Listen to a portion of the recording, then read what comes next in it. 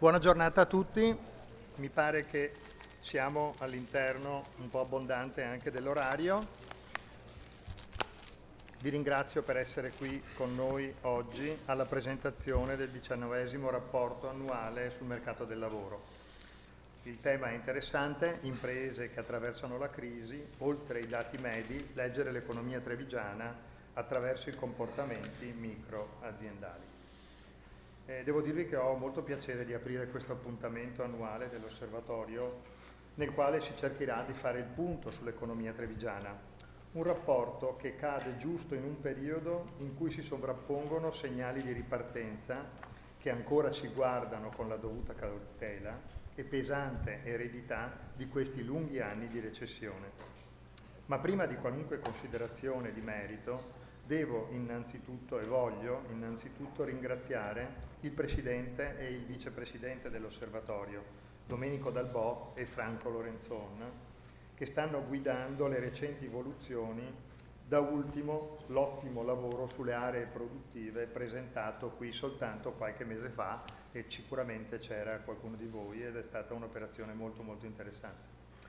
Un altro ringraziamento devo esprimerlo anche al Presidente Muraro, che pur in mezzo alle trasformazioni del suo ente non ha mancato di dare anche il sostegno finanziario all'Osservatorio. Credo sia molto interessante il taglio del convegno proposto oggi. Da più parti sentiamo dire, come anche venerdì scorso alla presentazione del rapporto sul terziario per chi di voi c'era, quello che stiamo vivendo è un cambio di paradigma e che se non afferriamo mentalmente questa idea resteremo fatalmente intrappolati nell'attesa velleitaria che tutto torni come prima, ma tutto come prima non tornerà. Si tratta, a mio parere, di un'operazione particolarmente interessante, di un avvio di un cantiere. Ci tengono a precisare i ricercatori dell'Osservatorio, perché oggi sentiremo solo i primi esiti di questo incrocio di archivi. Non sarà con oggi, ci avvertono, che si esauriscono le diverse possibilità di lettura dei fenomeni di impresa che l'incrocio degli archivi permette. Va salutato dunque con favore l'avvio di questo percorso e i soggetti che lo hanno reso possibile. Unioncamere del Veneto con i suoi archivi sull'indagine Veneto Congiuntura, Veneto Lavoro con i suoi potenti database sui flussi occupazionali, l'Università di Ca' Foscari che con il professor Mantovani, che è in arrivo, già collabora con la nostra Camera di Commercio per il progetto sul rating integrato e che dunque ha messo a disposizione i suoi algoritmi per profilare ulteriormente le imprese del panel. Il menù della mattinata è dunque bello ricco. Non mi resta che augurare a tutti il buon lavoro. Cedo volentieri la parola al Presidente Leonardo Muraro. Grazie.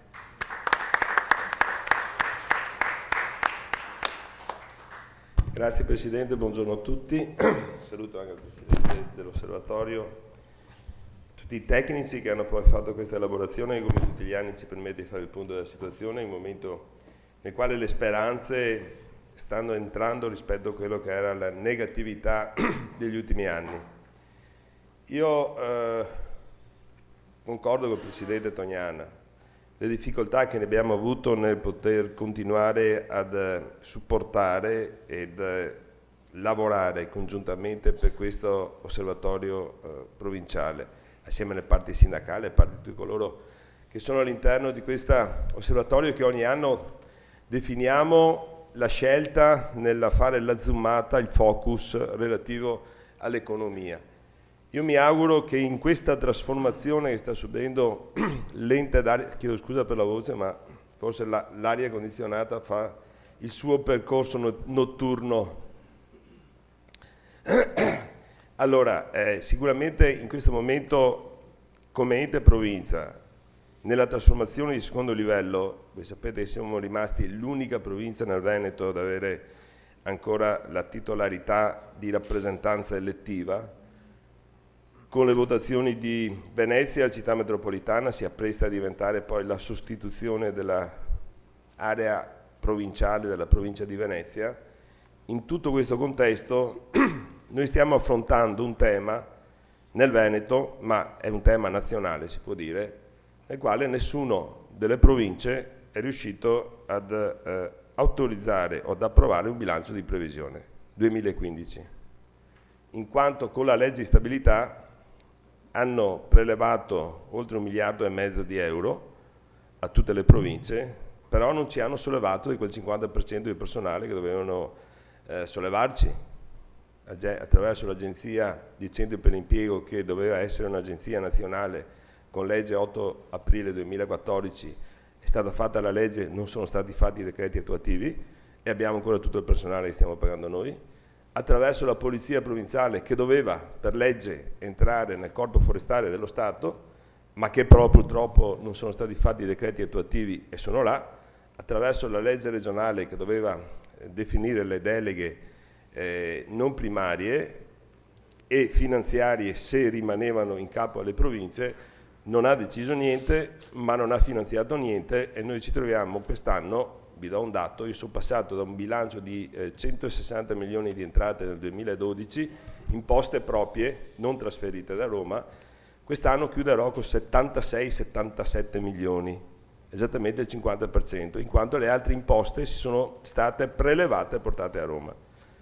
La nostra difficoltà nel Veneto è che non siamo in grado di fare dei bilanci di previsione, perché nella mia proiezione di un bilancio di previsione 2015, per cui siamo a 6 mesi di esercizio finanziario in trend, diciamo, mensile, dovrei autorizzare o portare in approvazione un bilancio meno 15 milioni e 500 mila euro in rosso, senza avere la possibilità poi però anche, perché la legge mi potrebbe permettere di andare sotto, però dovrei fare il piano di rientro.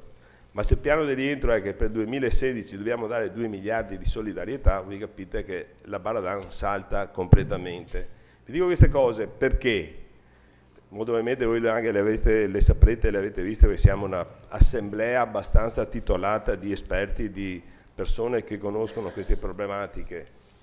Perché purtroppo la mia grande preoccupazione è che azioni che abbiamo sempre sostenuto in questo contesto anche con la Camera di Commercio, proprio per fare delle zoomate, per fare delle indagini, per fare gli studi attinenti al lavoro nella nostra provincia, potrebbero o saranno sicuramente messi in difficoltà. E questa è una grande preoccupazione, anche perché credo, e vedo qui presente il mio dirigente al lavoro, la dottoressa Melocco, che ringrazio per il lavoro che fa proprio sul tema della formazione del lavoro, che perdere queste professionalità che ci sono significa veramente depauperare intelligenze, gettare al vento esperienze e contributi fattivi per quanto attiene il mercato del lavoro, nell'analisi propedeutica a dare delle prospettive di risoluzione. La mia volontà, io mi auguro che si possa continuare a collaborare come abbiamo fatto in questi anni. Ce l'auguriamo, perché stiamo aspettando un decreto che anche a Roma si è accorta che purtroppo è insostenibile quello che stanno facendo, perché credo che sia importantissimo che ci sia un livello d'area vasta, che sia di primo o di secondo livello, sarà di secondo livello, che possa relazionare e guardare un insieme di immagine superiore alla singola comunità. L'area vasta è determinante, credo, soprattutto in un contesto tipo questo che stiamo parlando oggi. Chiudo perché credo che sia giusto, dopo aver anche ringraziato i miei tecnici, i miei collaboratori che con grande attenzione lavorano da anni, e credo che qualche risultato l'abbiamo contribuito anche noi a portarlo in questo contesto. Noi abbiamo dei macro indicatori che sicuramente sono in attinenza a quello che sarà presentato poi, che ci danno una flebile speranza di qualcosa che cresce. Non possiamo ancora parlare di ripresa, ma sicuramente aumenta il mercato estero di oltre, noi abbiamo dei dati del 4,2%, produzione quasi un 2% in più. Il commercio estero che il Veneto la fa da padrone rispetto a un 2,7% rispetto a un 2% nazionale, sono dei dati che sicuramente fanno prevedere, fanno sviluppare anche delle aspettative importanti. Il mercato dell'Europa, che sicuramente è un mercato molto propedeutico alla nostra tipologia di produzione, così come il mercato extra. Abbiamo dei dati positivi anche sui parametri relativi all'occupazione, un'occupazione che sta dando dei trend positivi di stabilità, che sta incrementando rispetto agli anni passati nel rapporto 2014 o primo trimestre 2015 rispetto al 2014, stanno aumentando i lavori a tempo indeterminato, e questo modalmente grazie anche alla legge di stabilità del 2015, abbiamo saldi occupazionali positivi, e questo è un altro indicatore che ci sta dando delle speranze che devono essere però poi supportate e costruite, queste speranze. La chiudo, la sintesi di questo mio ragionamento, che per non guardare il singolo dato analitico, ma noi guardiamo sempre dei dati che siano un po' complessivi, è che per esempio che abbiamo una sensibile diminuzione delle dichiarazioni di immediata disponibilità. Questo significa che ci sono meno persone che vengono ai centri per l'impiego, che stiamo gestendo ancora noi, a dare la propria disponibilità a cambiare lavoro o trovare un'occupazione. Abbiamo dei dati che nel confronto 2015-2014 abbiamo un meno 13,5%, e soprattutto i giovani, che incidono sì per quasi la metà, ma che sono in diminuzione. Abbiamo una cassa integrazione guadagni che è in diminuzione, e abbiamo anche la mobilità che ci dà dei dati un meno 18% rispetto allo stesso periodo 2014, in diminuzione. Come sono in diminuzione le vertenze? Questo è un dato un po' più... Prima parlava il dottor Dalbò, l'ingegnere Dalbò, parlava di pronto soccorso, lui che lavora col pronto soccorso delle aziende. È vero, ci sono meno forse anche occasioni di vertenze e quant'altro, anche perché ormai stiamo quasi raschiando il fondo delle imprese che ancora si sorreggono, hanno saputo sostenere e superare questi 6 anni di crisi. È vero che tante aziende erano delle aziende un po' costruite in maniera, tra virgolette, artigianale, per scopi o fiscali o per scopi di metodo imprenditoriale che esisteva soprattutto nel settore dell'edilizia. Questo però ci deve far riflettere, e soprattutto ci deve dare però una certezza, che credo che noi abbiamo un tessuto, un sistema che ancora può dare la propria esperienza, può comunicare, proporre la propria esperienza, che si basa, come dicevo prima, su altissima professionalità non solo imprenditoriale della piccola e media industria o artigianale, ma sull'alta professionalità che ancora, grazie a Dio, abbiamo nel settore della manodopera, dei tecnici che collaborano all'interno, i tecnici o coloro che sono all'interno del sistema azienda, del sistema impresa del nostro territorio.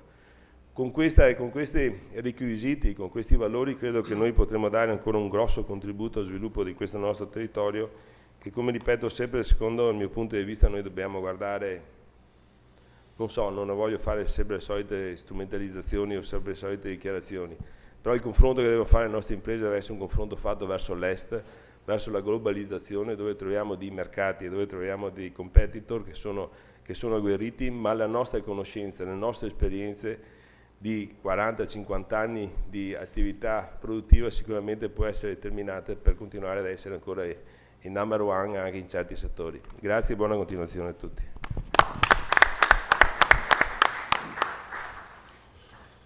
Buongiorno a tutti e ben ritrovati. Grazie di essere qui a tutti voi e agli ospiti che interverranno in questa mattinata. Questa mattinata, come diceva prima il Presidente Tognana, è una mattinata di presentazione del 19° rapporto annuale sul mercato del lavoro, e lo facciamo con questo convegno dal titolo Imprese che attraversano la crisi, oltre i dati medi, leggere l'economia trevigiana attraverso i comportamenti microaziendali. Ringrazio il Presidente della Camera di Commercio Nicola Tognana per l'ospitalità e perché è sempre vicino all'osservatorio. Ringrazio il Presidente della Camera di Commercio Leonardo Muraro per l'attenzione che rivolge a questa associazione. Voglio ringraziare Federico Caligari che ci illustrerà oggi una sintesi di quanto avvenuto nel 2014 e nei primi mesi del 2015 e che ha coordinato il volume che oggi presentiamo. Ho sentito grazie anche a Serafino Pittingaro di Union Camere, a Maurizio Rasera di Veneto Lavoro e al professor Guido Mantovani dell'Università Ca' Foscari per la disponibilità nel provare a mettere insieme le loro competenze e le loro analisi così da realizzare un approfondimento che ci presenteranno tra un po' e che ci fornisce ulteriori utili elementi per capire la realtà che ci circonda. Grazie a Bruno Anastasia di Veneto Lavoro che avrà il compito di riportare la nostra attenzione sul corretto utilizzo dei dati in tempi di grande trasformazione e di grande confusione, quali sono quelli di oggi. Infine, a chiudere il nostro incontro ci sarà Franco Lorenzon, vicepresidente dell'Osservatorio, che ringrazio e che come sempre ha il compito di trarre le conclusioni dei lavori della mattinata e fornirci qualche spunto di riflessione pratico da portarsi via e da tenere presente nelle nostre considerazioni. Permettetemi, perché ci tengo sempre moltissimo, a ringraziare i 19 soci dell'Osservatorio, senza i quali questo rapporto attuale non sarebbe stato possibile. Sono 19 anni che insieme e grazie ai ricercatori che ogni socio mette a disposizione, l'Osservatorio riesce a descrivere l'economia e i cambiamenti sociali del Trevigiano. Come insieme a Franco Lorenzoni abbiamo scritto nella presentazione del volume che presentiamo oggi, sintetizzare l'ultimo anno non è facile.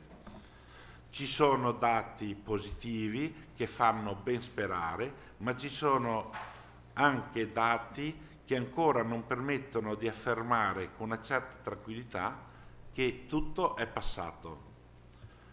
L'export trevigiano registra ancora un aumento positivo e rimane quella boccata d'ossigeno tanto necessaria al nostro territorio. A fine 2014 segna un più 4,6 rispetto allo stesso periodo dell'anno precedente. È un dato positivo, migliore di quello registrato a livello di sistema Italia, che è fermo a un più 2%. Per 5 settori in particolare il 2015 fa registrare un aumento dell'export migliore perfino rispetto al 2008. Si tratta del legno arredamento, del settore degli elettrodomestici, di quelli della carpenteria metallica, delle apparecchiature elettroniche e della gomma plastica. Naturalmente si tratta di un dato medio. Questo significa che accanto ad imprese che vanno bene o anche molto bene, ci sono aziende che faticano e che proprio non ce la fanno. Sono infatti ancora tante le aziende che chiudono le loro attività. Nel 2014 ce ne sono perse 825 e da inizio crisi il saldo è negativo per circa 3.860 aziende. Allo stesso modo permane un tasso di disoccupazione a livelli prima mai conosciuti. Nel 2014 sono 34.000 le persone in cerca di occupazione, pari all'8,3 delle forze lavoro. Capite che di fronte a un quadro di questo genere nessuno di noi può avere una chiara visione di come si evolverà la situazione e il futuro del nostro territorio. In parte questa lettura è però influenzata anche da come osserviamo i dati. Seppure gli indicatori che vi citavo rimangono strumenti necessari e utili a fotografare alcuni aspetti dell'andamento economico di Treviso, allo stesso tempo in un momento storico che studiosi più importanti di noi hanno definito passaggio d'epoca, essi non sono sufficienti. È per questo che quest'anno abbiamo cercato di proporre una lettura diversa che permetta di approfondire un po' di più e un po' meglio la discontinuità con il passato. E per far questo abbiamo cercato di far dialogare tra di loro tre basi dati diverse: quella di Veneto Lavoro sull'occupazione, quella di Unioncamera del Veneto sulle imprese e quella dell'Università Ca' Foscari sui bilanci delle imprese. Abbiamo cercato di capire come 300 aziende manifatturiere che hanno attraversato il periodo 2008-2014 abbiano gestito il cambiamento di scenario. Queste aziende hanno licenziato? Hanno assunto? Chi hanno inserito in azienda? Hanno investito? Se sì, come hanno investito? Come hanno gestito la produzione? Per questioni metodologiche di tempo, questo tentativo di analisi è stato limitato al settore manifatturiero. Confidiamo però che sia la strada giusta e che prossimamente questo strumento possa essere esteso anche al resto del contesto produttivo trevigiano. Lo scopo di quanto è stato realizzato in questi ultimi 2 mesi dall'osservatorio e che presentiamo oggi è quello di far emergere dai dati il nuovi stili di fare azienda, nuove necessità, nuovo impiego di lavoro e soprattutto provare a dotarsi di nuovi strumenti, anche metodologici, in grado di dar conto di un sistema produttivo e del lavoro sempre più complesso. Conoscere meglio chi siamo oggi, dopo 7 anni di profondo cambiamento, è estremamente importante, anche se fossimo certi della ripresa. Il futuro ci costringerà a ripensare il nostro territorio, la nostra economia, le stesse nostre imprese e anche la nostra società. Che lo vogliamo o no, la crisi, speriamo definitivamente alle spalle, ha cambiato completamente le nostre prospettive, il nostro modo di pensare e di sviluppo. Siamo in una specie di interregno, quello che conoscevamo prima del 2008 non esiste più e quello che sarà il nuovo non è ancora così definito da poterlo cogliere. Vogliamo accettare la sfida e provare a ripensare e ricostruire le nostre aziende, i nostri lavoratori, le nostre competenze? Proviamo a farlo a partire da quello che sappiamo fare, per cui siamo apprezzati in tutto il mondo, come è evidente dai dati dell'export. La competizione sul saper fare e fare bene è una sfida che apre davvero buone possibilità per il nostro territorio e per l'Italia in genere. Oggi questa competizione coinvolge non solo le medie imprese, ma anche quelle più piccole che stanno crescendo e stanno riorganizzandosi. Ed è quasi superfluo ricordare come questa crescita sulla qualità stia avvenendo insieme e grazie ad un terziario di eccellenza che riesce ad accompagnare il manifatturiero e il settore agricolo verso la complessità, innestando servizi e contenuti innovativi nelle produzioni tradizionali. Se vogliamo dare sostanza a questa sfida, non possiamo certo pensare a un traguardo temporale immediato. Solo lavorando sul medio periodo sarà questo possibile, il che significa abbandonare le pretese del tutto e subito e lavorare ancora molto per dare solidità alle profonde trasformazioni di tutti questi anni. Grazie per l'attenzione, vi auguro un buon lavoro a tutti e un buon convegno.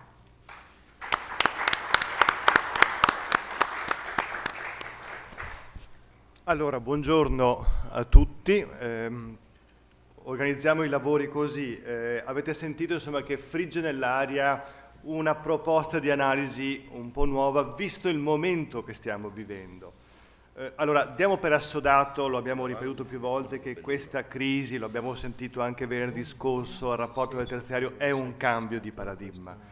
Però la vita va avanti, la vita è un divenire continuo, quindi dobbiamo capire il momento attuale di questo cambio di paradigma. Noi abbiamo, dalle parole che anche ha usato il Presidente Dal Bon nell'introduzione, siamo di fronte a due componenti essenzialmente.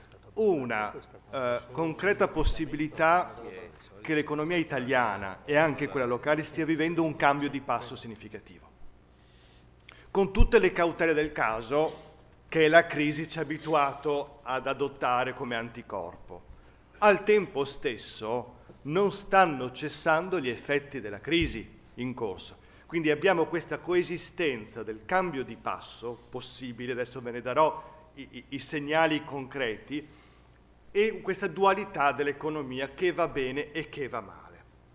Ed è per questo che abbiamo provato a mettere in piedi questo cantiere i cui primi esiti saranno rappresentati dopo la mia relazione dai vari soggetti che poi chiamerò al tavolo e presenterò adeguatamente.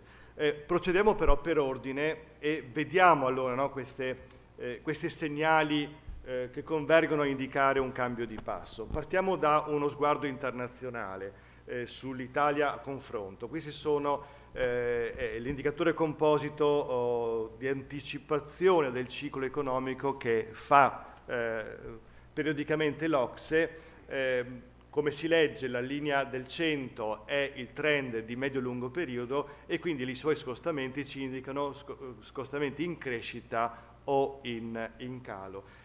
È evidente, dopo la seconda W, no, la flessione del 2012-2013, come nel complesso per l'Eurozona ci sia un momento positivo, ma guardate, per l'Italia c'è proprio un cambio di passo che tende a rafforzarsi. Questo sono una trentina di indicatori compositi che anticipano il ciclo economico di 6-9 mesi.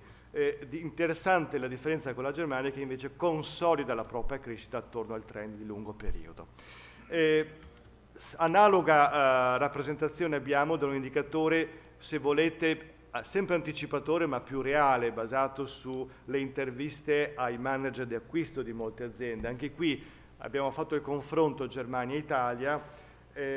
La linea blu è l'indicatore anticipatore, che vedete spesso e volentieri ben anticipa l'andamento dell'indicatore reale, nel caso dell'Italia l'indice Istat della produzione industriale, nel caso della Germania un indicatore della produzione della Bundesbank. E vedete anche qui, quando è sopra 50 questo indicatore, è segno che c'è un miglioramento delle condizioni economiche di partenza. Ce lo certifica anche l'Istat, il severo Istat, che non ha mai risparmiato, no, i numeri reali in questa crisi qui, anche se vuoi aggiungendo anche talvolta in modo forte la tesi di un possibile declino industriale dell'Italia. Ci ha certificato il primo trimestre 2015 in segno positivo dopo parecchi trimestri in cui di nuovo era tornato in negativo, ciò per effetto di un recupero delle vendite complessive, soprattutto un po' più la componente dei servizi. La novità è che, guardando al fatturato industriale, non c'è solo la componente estera che, come abbiamo sempre detto, resta in traino, corre anche assimilabile ai trend dei partner europei, ma sembra quantomeno, tecnicamente conosce un rimbalzo positivo, diciamola più realisticamente, tende a stabilizzarsi anche la curva relativa al fatturato sul mercato interno. Ora, è chiaro però che questo gap è ancora nella nostra testa e ci rende difficile la rappresentazione del cambio di passo e ci porta dentro a quella dualità che è tutta ben sintetizzata da quel grafico che possiamo ancora di più rappresentare in questo modo qui. Qui è più in dettaglio tutta la serie storica del fatturato, scomponendo il fatturato industriale italiano estero, che effettivamente, nonostante la grande botta del 2009, ha via via recuperato e superato, almeno nominalmente, i livelli export pre-crisi. La linea rossa dell'Italia, tra l'altro, vedete, lo abbiamo sempre detto e continua a confermarsi, corre sovrapposta alla linea tedesca, quindi al netto della gap strutturale sulla propensione export. Per ricordare i numeri, il Baden-Württemberg è il 45% del proprio PIL, il Veneto siamo sul 40, 35-40, però stiamo recuperando, e questa è la fotografia dell'estero, quindi della parte competitiva dell'industria italiana. Al tempo stesso non possiamo mai dimenticarci i 20 punti base di calo del fatturato, che poi corrispondono anche a un calo di capacità produttiva, quindi di forza industriale, guardando al fatturato industriale totale, e lì effettivamente l'andamento dell'Italia è drasticamente diverso rispetto a quello di una Germania. Questo è il segno, secondo me, in sintesi, del cambio di passo e della dualità. E allora chiediamoci, questa situazione come la stiamo vivendo a Treviso? Dal punto di vista della demografia di impresa, purtroppo, come ricordavano le introduzioni, è ancora in atto un processo di selezione. La crisi è stata una forte selezione della platea del numero di imprese. È proseguita anche a marzo, il rimbalzino di aprile è solo un rimbalzino tecnico a cui non possiamo dare al momento alcun significato, possiamo soltanto dire che ha rallentato la contrazione del numero di imprese. Nel 2013-2012, vedete le barrette grigie, è stata decisamente più intensa questa contrazione rispetto al 2014. Ma siamo ancora in rosso. Se guardiamo anche i flussi di iscrizioni e cancellazioni, qui riusciamo ad arrivare fino ai primi 4 mesi 2015, vedete che si attenua lo sbilancio ma non sparisce. Questo anche se in alto vedete i flussi totali, in basso, anche scomponendo la componente agricola, che in questa fase, come conoscono bene gli addetti ai lavori, ha conosciuto ulteriori disincentivi al fare impresa, vedete, prevale la barretta rossa delle cancellazioni sulle iscrizioni, e lo stesso dicasi per le imprese artigiane, anche se anche qui possiamo notare il rallentamento dello sbilancio con riferimento ai primi 3 mesi dell'anno 2015 e anni precedenti. E ovviamente, come ricordava Dalbò, questo addirittura 3.860 all'anno. Con marzo è ancora salito ulteriormente la contrazione di imprese, 4.400, insomma quasi 2.000 al netto dell'agricoltura. Al netto non è uno sfavore che faccio al primario, ma perché sappiamo che è una componente sporcata anche da fenomeni amministrativi. E soprattutto richiamo la vostra attenzione su come uno delle componenti importanti dell'economia trevigiana, il manifatturiero, proprio perché importante, ha subito profonde contrazioni, quasi 700 imprese in meno da inizio crisi ad oggi per la metalmeccanica, 500 imprese nel legno arredo, 300 e oltre per il sistema moda. Disoccupazione, anche qui cambio di passo e dualità ci stanno a pennello, no, per fotografare il fenomeno. Dal punto di vista strutturale, per quanto è bene sempre ricordarci che quell'8,3% è uno dei dati migliori a livello europeo, però al tempo stesso dobbiamo realizzare che per questo territorio resta inedito, vivendo in tempi di vacche grasse a livelli fisiologici. Lo stesso dicasi per il tasso di occupazione.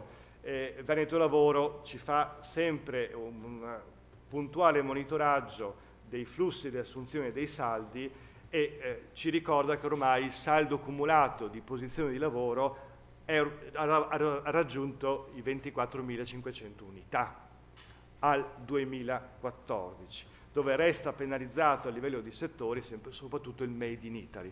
Ha continuato anche nel 2014 a contarsi il Made in Italy, sembra un po' più stabilizzarsi il settore dei beni strumentali, che è quello che anche prima degli altri riesce a intercettare il ciclo congiunturale positivo di cui vi dicevo nelle prime slide. Resta in negativo anche le costruzioni, però è alla cronaca, no, di tutti i giorni, anche di ieri, il comunicato ufficiale, come il mercato del lavoro si sia rimesso in movimento per un effetto combinato, certo della riforma del lavoro, ma certo anche, siamo tutti convinti che non c'è nessuna riforma del lavoro che crea da sé posti di lavoro, per l'effetto combinato, dicevo, anche del mutato clima congiunturale. Si fa fatica a pensare che l'azienda assumi soltanto per effetto dell'incentivo, se poi a quella persona non ha da fargli fare niente. E qui i dati di vendita del lavoro ci dicono anche l'effetto ricomposizione che sta accadendo tra forme contrattuali, che forse è il principale effetto del job act, quindi in questo senso, senza dargli troppi ruoli, caricare di ruoli di generare occupazione, funziona nel momento in cui riporta quella precarietà che prima era affidata a contratti marginali, la riporta dentro canali di regolazione del rapporto di lavoro ordinari. Ci avvertono ovviamente i ricercatori di Veneto Lavoro che non dobbiamo illuderci del saldo occupazionale positivo al primo trimestre, è sempre positivo per effetti amministrativi il saldo occupazionale nei primi 3 mesi dell'anno, però conta rilevare la sua diversa intensità rispetto all'analogo periodo dell'anno scorso, per esempio, quei 7.170 di oggi confrontati ai 5.600 e soprattutto quei 2.000 posizioni di lavoro nei contratti a tempo indeterminato rispetto a una situazione che ancora vedeva questa forma contrattuale in saldo negativo. Questi sono, per richiamarli in sintesi, poi nella cartella stampa ritrovate questa stessa cartella, gli elementi di maggiore discontinuità al passato che certo non ci possono far dimenticare il saldo negativo di cui vi dicevo, cumulato per tutto il periodo di crisi. Ma come richiamava anche il Presidente Dalbò, non possiamo illuderci e aver fretta che dopo 7 anni di crisi tutto rimbalzi e tutto torni come prima. Altrimenti non avremmo capito la portata di quello che abbiamo vissuto. Come anche richiamava il Presidente Muraro, anche l'andamento degli ammortizzatori sociali ci danno delle indicazioni di rallentamento, no, del ricorso a queste forme di cuscinetto, di intervento, diverso per gli ingressi in mobilità, ma anche qui c'è una spiegazione amministrativa e istituzionale, sono cambiate le regole di accesso alla mobilità e quindi ci sono stati, per dirla in gergo, degli scivoli a fine anno che hanno permesso a persone di accedere alla mobilità, all'indennità, a condizioni che altrimenti non avrebbero più potuto accedere.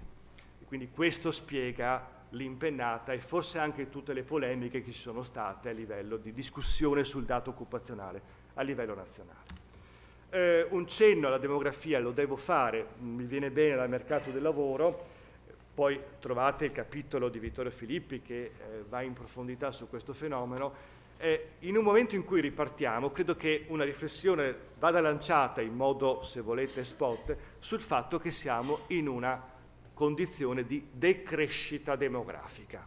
Allora, la domanda che sorge spontanea, questa componente aiuterà negli squilibri del mercato del lavoro o frenerà nella crescita per gli squilibri invece sul welfare? Non ho in questa sede una risposta, il dato non è da sottovalutare, è stato per tempo il premio Nobel Krugman a dire che una popolazione in decrescita non favorisce lo sviluppo economico. E qui vedete alcuni indicatori strutturali di squilibrio, credo uno dei più importanti sia questo squilibrio fra coorti in uscita e coorti in entrata, che apparentemente potrebbe essere un vantaggio per le dinamiche del mercato del lavoro, ma forse potrebbero essere anche una criticità. Velocemente cito qualcosa dai vari capitoli, insomma, del rapporto da questo 19° rapporto sul mercato del lavoro. Allora, prima citavo il primario dal punto di vista della contrazione del numero di imprese. Questo è un fenomeno purtroppo costante, a cui va associato anche, effetto della crisi, una pressione competitiva sui prezzi che sto avvertendo anche in prima persona nel momento in cui da pochi mesi mi occupo anche delle commissioni prezzi qui in Camera di Commercio. Quindi c'è tutto un tema delle filiere agroindustriali che certamente poi vanno a confluire sulla grande distribuzione e che sempre più devono essere tirate sui prezzi. Qui si apre un grande tema, non è in questa sede che possiamo affrontarlo, di una riorganizzazione delle filiere anche in chiave di efficienza, perché la competizione sui costi e con l'importazione di beni primari che provengono dall'estero è sempre più pressante. Sul fronte del terziario del commercio, insomma, c'è poco da aggiungere all'ottima presentazione fatta qui, in questa sede, venerdì scorso. Dal punto di vista, il dato più emblematico che poi ritrovate nel capitolo è questa contrazione del numero di esercizi commerciali a fronte di una crescita invece della dimensione media, che anch'essa sembra una distonia. Nel momento in cui lancio questa provocazione, proviamo a immaginarci noi corti che invecchiamo, che il sabato ci immaginiamo ancora fare la spesa con il maxi carrello dell'ipermercato fuori centro con la macchina. Ecco, questo è uno scenario rispetto all'invecchiamento che trovo intriso di paradosso, di forti paradossi, e che dovrà in qualche modo essere affrontato. E chiudo col manifatturiero, perché mi dà poi adito di passare alla sessione di lavoro più collegiale. Allora, qui rivedete rappresentato l'andamento del fatturato per tutta la storia della crisi, con anche, se volete, i titoli delle varie fasi: lo shock del 2009, l'illusione della falsa ripartenza, quella che ci ha ascoltato tutti e che ci costringe a essere cauti nel momento in cui parliamo di questo cambio di passo, il lungo piano inclinato della crisi dei debiti sovrani, dove insomma il nostro Paese ha rischiato grosso, vero? Dove sono stati fatti quegli interventi in emergenza che poi oggi un po' tutti rinnegano, se avete presente. La fase del 2014, vi ricordate Vaciago qui, la ripresa senza crescita, la chiamava così. Oggi in che fase stiamo entrando? Allora, vedete il dato è in positivo, ma ci basta dire che passiamo dal -1 al +1. Da questa mia affermazione capite perché abbiamo impostato il convegno all'insegna proviamo ad andare oltre il dato medio, anche perché sotto il dato medio, per quello che si può ancora vedere con le statistiche, guardate sotto la distribuzione dei giudizi delle imprese ex post, quindi come è andata, rispetto al fatturato interno. Penso sia intuitivo, no? La parte rossa è giudizi di contrazione, la parte verde è giudizi in espansione. Vedete la distribuzione dei giudizi com'è completamente spanata, come abbiamo situazioni in qualche caso di ripartenza. Si segnala positivo il fatto che il legno arredo riveda un po' la luce nel mercato interno. Qua soltanto 3 mesi fa solo il 40% delle imprese diceva di andare benino sul mercato interno, passa al 56%. E questo è un dato sicuramente positivo, effetto del salone del mobile, non lo so. Per i macchinari, che risentono ora degli incentivi, legge Sabatini, c'è una metà di imprese, ed è uno dei nostri settori, sempre gioiello, primo settore nell'export, che esprime cautela nell'andamento delle vendite all'interno.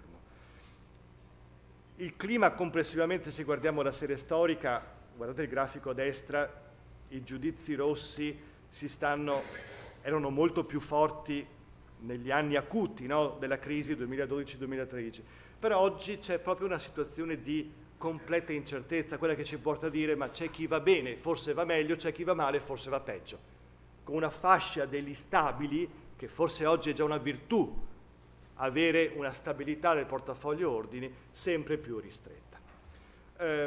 Qui abbiamo l'analoga rappresentazione mettendo a confronto fatturato totale e fatturato estero.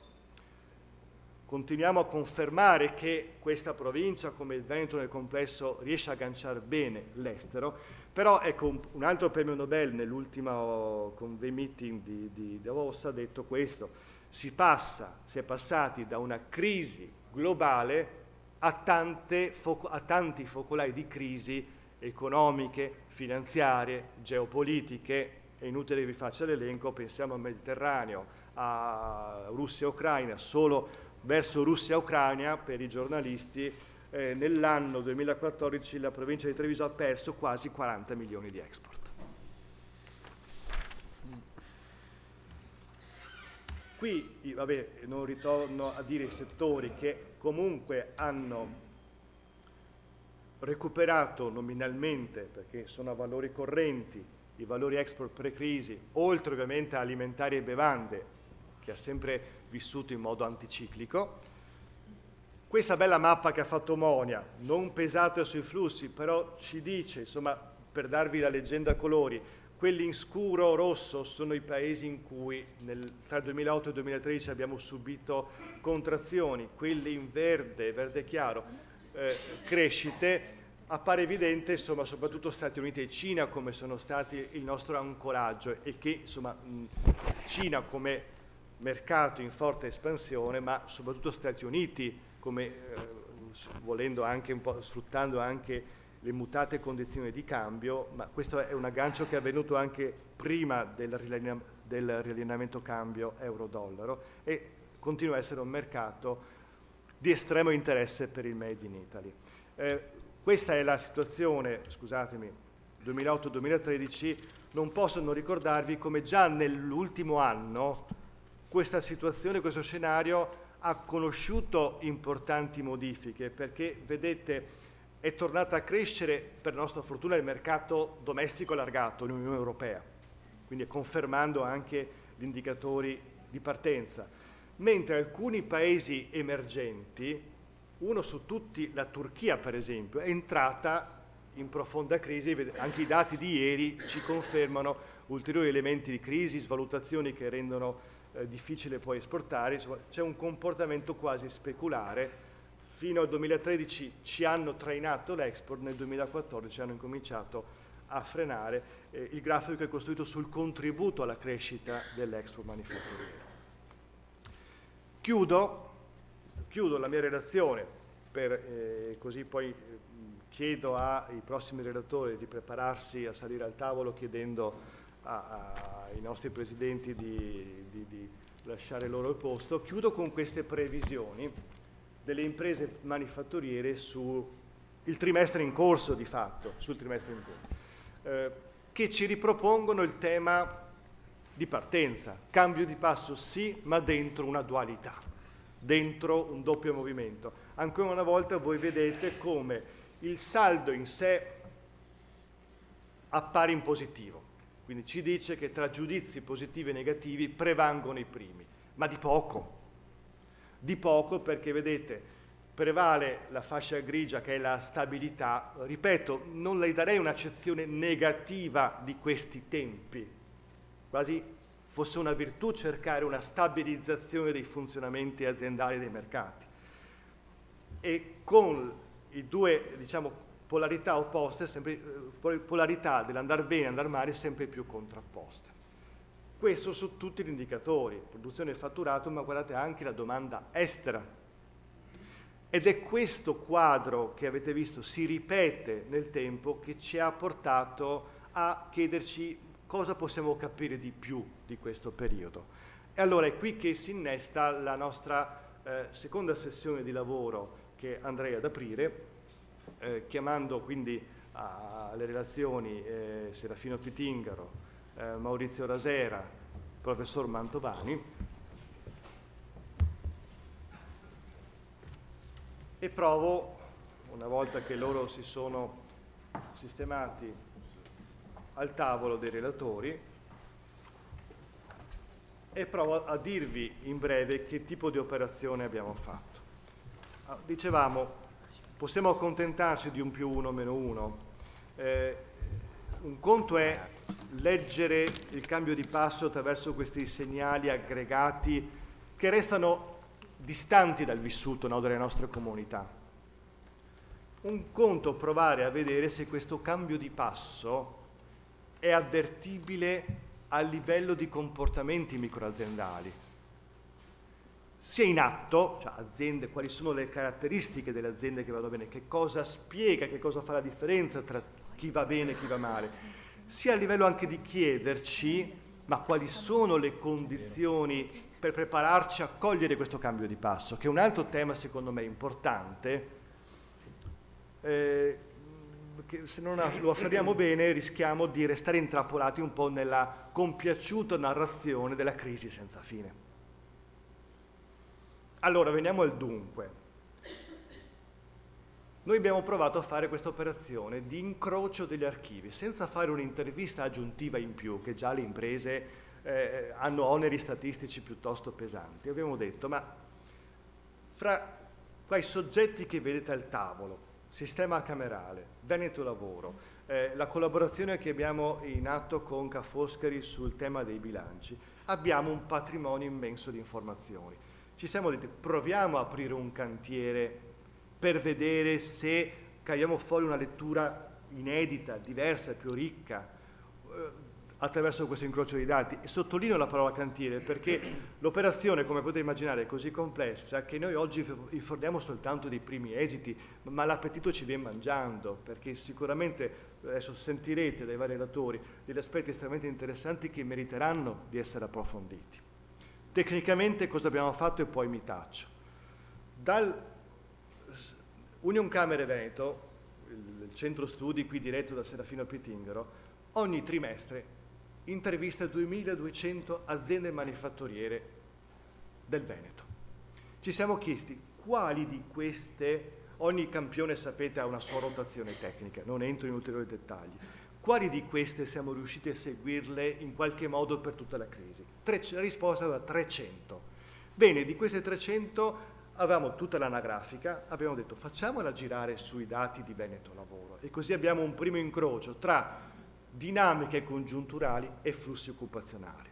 Ma poi, insomma, sapendo del nostro ormai triennale percorso di analisi sui bilanci, sullo sviluppo di un modello di rete integrato che è stato portato avanti per noi Camera e il professor Mantovani, quella quota parte di aziende che hanno i bilanci, cioè le società di capitale, le 195, che indicatori di bilancio hanno, che tipo di risposta può venire da questo incrocio?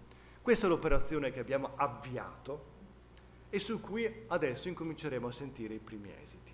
Allora, io mi taccio, ma non posso non ringraziare Serafino Pitingaro e tutto il suo gruppo di lavoro, Arianna e Giulia Pavana, che hanno smanettato sui dati, Maurizio Rosera, Maurizio Gambuzza e ovviamente Bruno Anastasia, che viene poi a chiosarci questa operazione, magari a darci poi le indicazioni per come migliorarla. Professor Mantovani e le sue assegniste, Elisabetta Castellana e Elisabetta Basilisco, non mi ricordo mai, scusate così, Basilico, che hanno invece lavorato sugli indicatori bilanci. La prima relazione di questo incrocio è affidata a Serafino Pitingaro, che ci parlerà di come possono essere letti i funzionamenti congiunti delle imprese rispetto anche alle dinamiche occupazionali. Mi pare che siamo abbastanza nei tempi, come scaletta, 20 minuti a testa per cortesia a ciascuno. A voi il microfono, vi ringrazio per l'attenzione.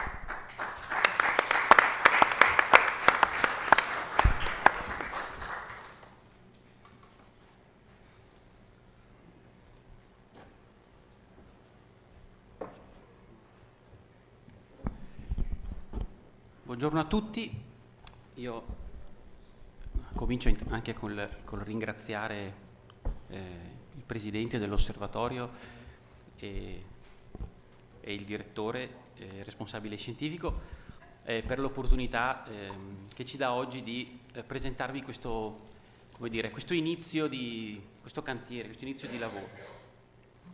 Io cercherò di mettere assieme, quindi di fare una lettura integrata tra due variabili aziendali quindi che misurano appunto l'efficienza produttiva e la propensione all'export e diciamo, la propensione ad assumere. E cercherò di presentarvi i primissimi risultati di quelle che sono le relazioni e quali sono gli effetti generati da queste relazioni.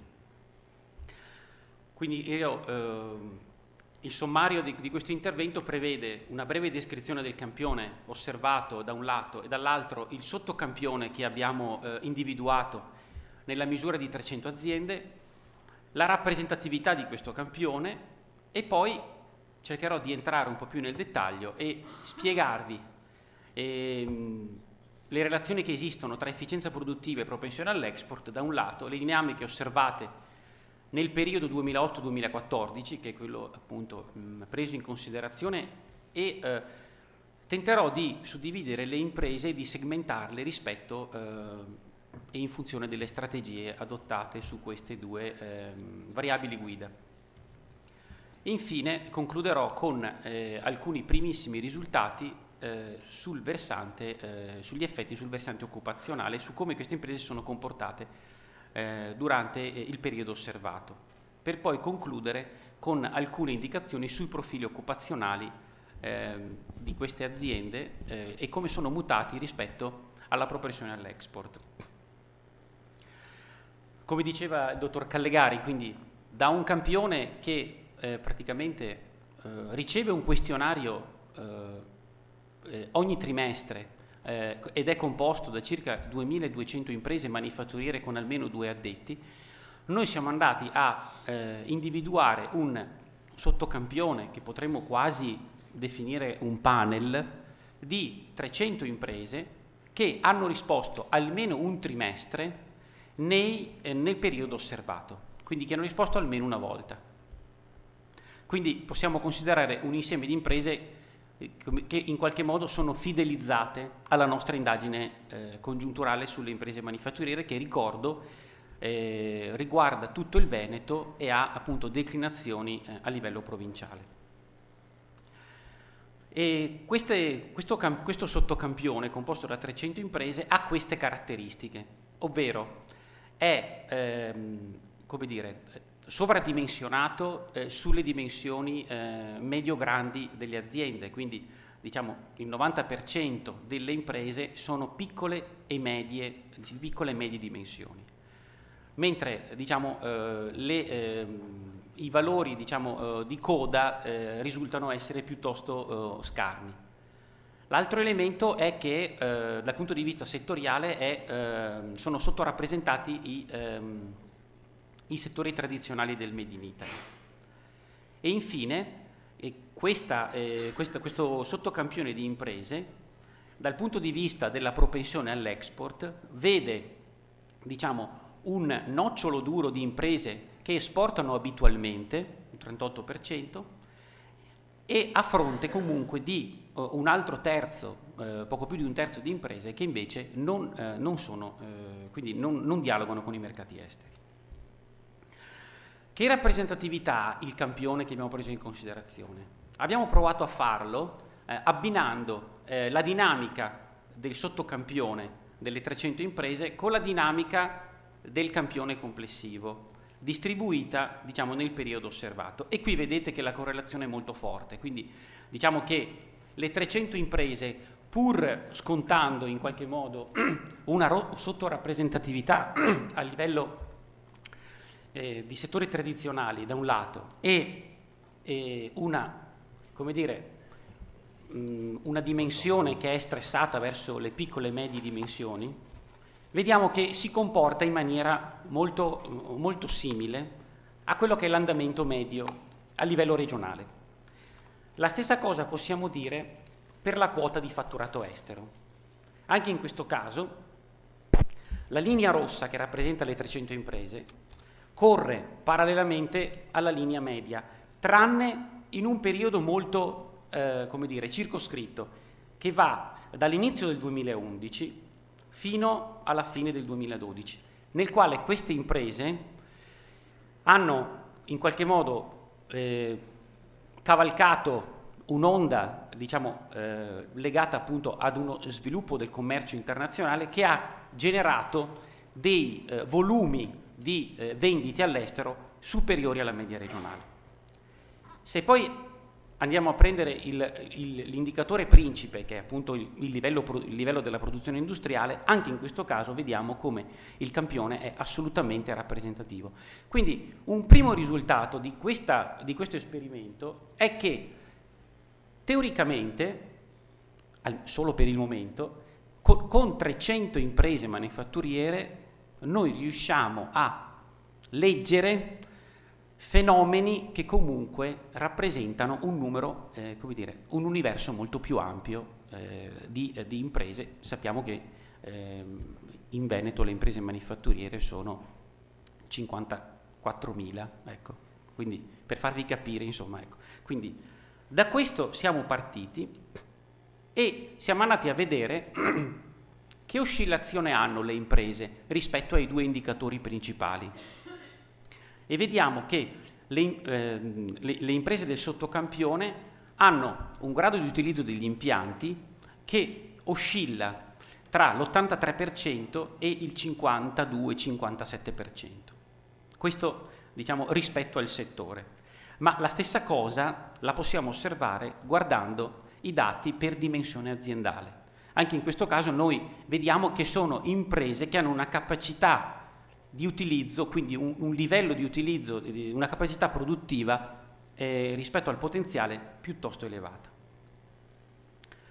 La stessa cosa possiamo vedere anche dal punto di vista della propensione all'export, dove vediamo che, osservando la barra verde, abbiamo imprese che hanno una propensione decisamente superiore alla media regionale, direi quasi il doppio, perché sfiora, oscilla, diciamo, fra il 75 e il 78%.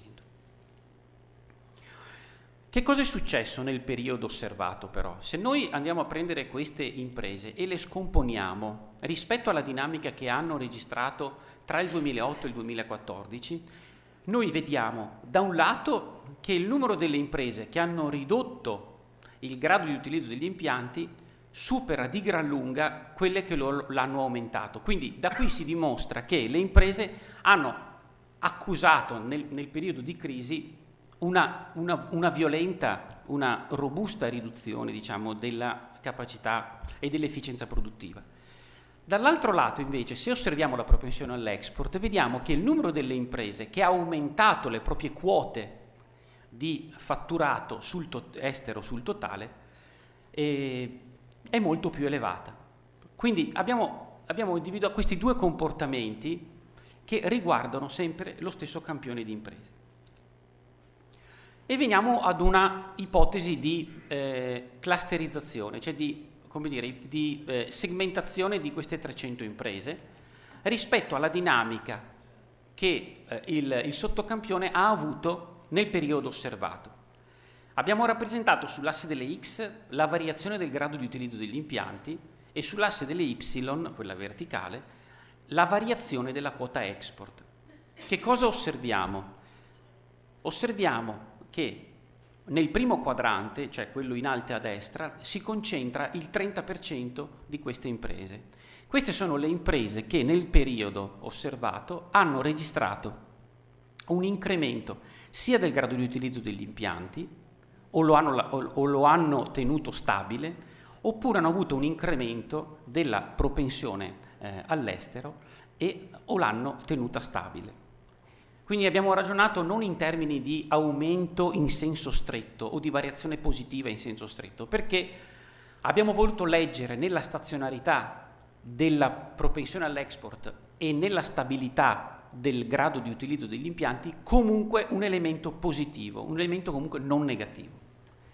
Nel secondo quadrante si concentrano invece le imprese che hanno aumentato la quota export ma hanno ridotto il grado di utilizzo degli impianti.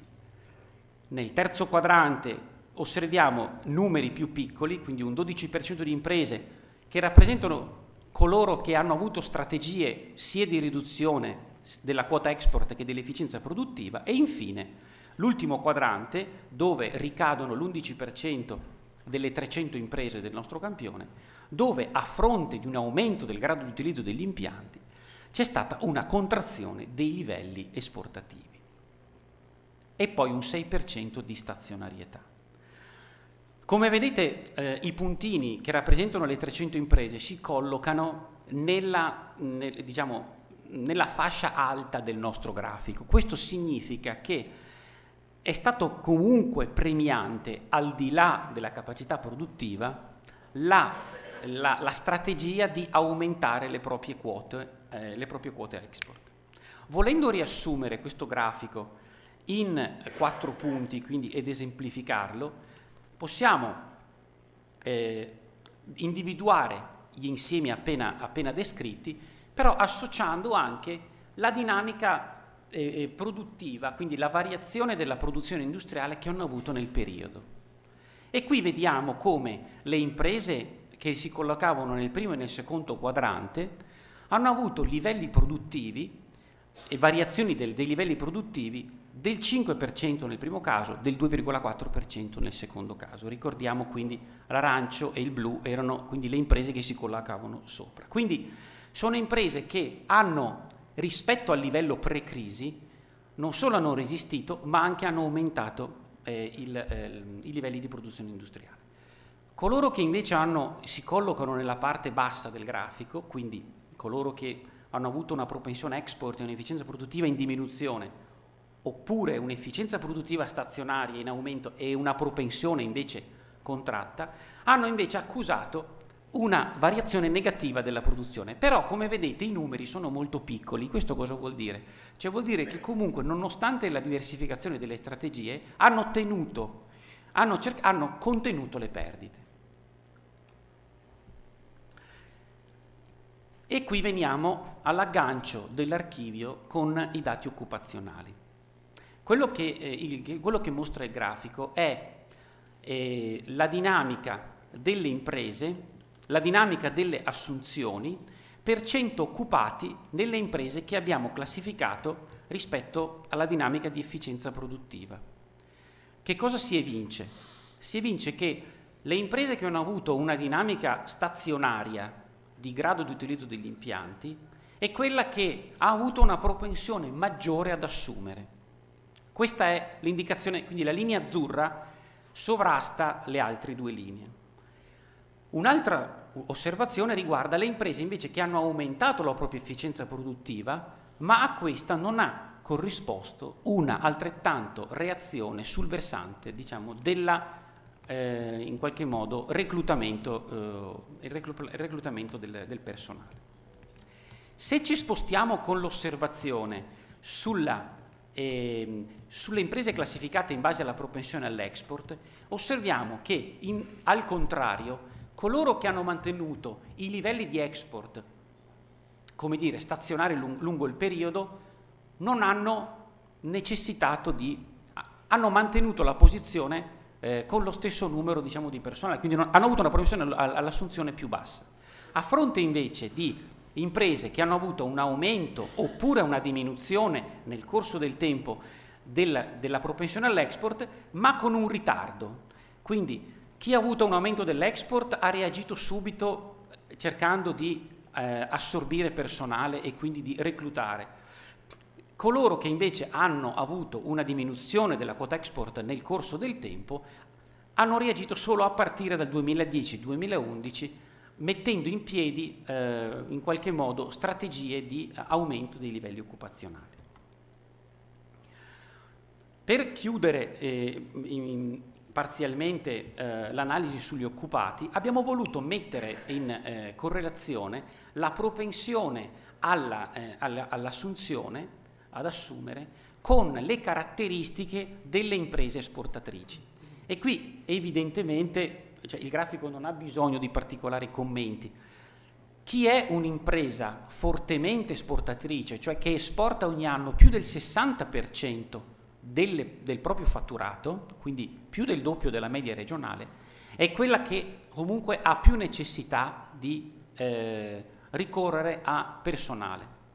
Coloro che invece sono esportatrici temporanee oppure esportatrici abituali, quindi imprese che non hanno diciamo, che esportano però volumi, diciamo, in modo saltuario o comunque che rimangono stazionarie del tempo, hanno dinamiche di propensione all'assunzione decisamente più basse.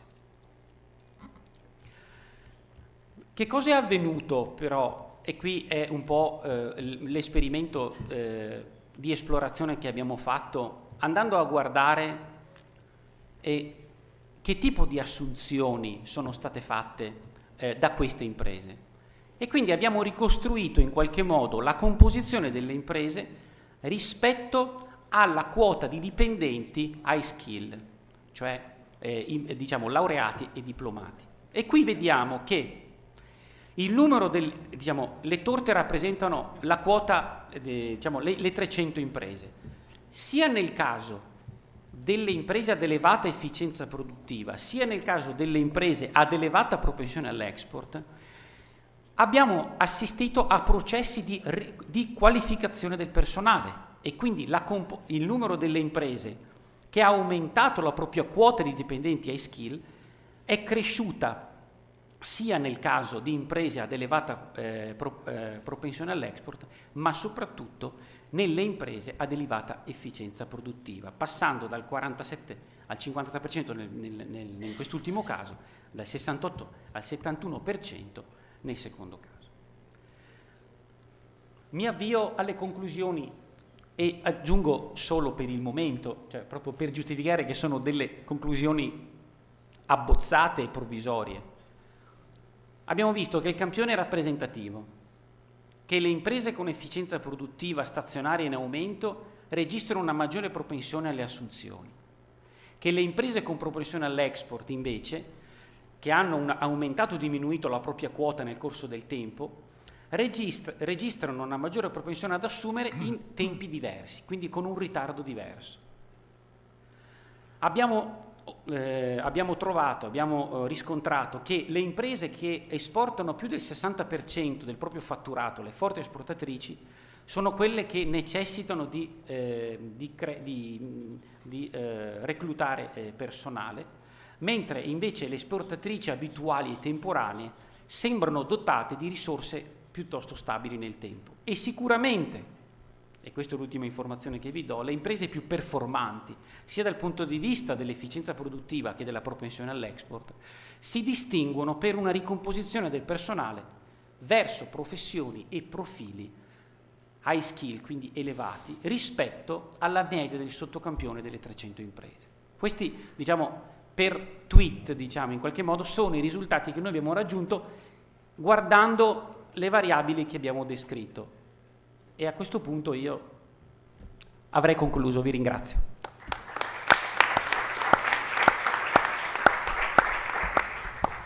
Mentre facciamo il cambio relatore, mi permetto una breve chiosa.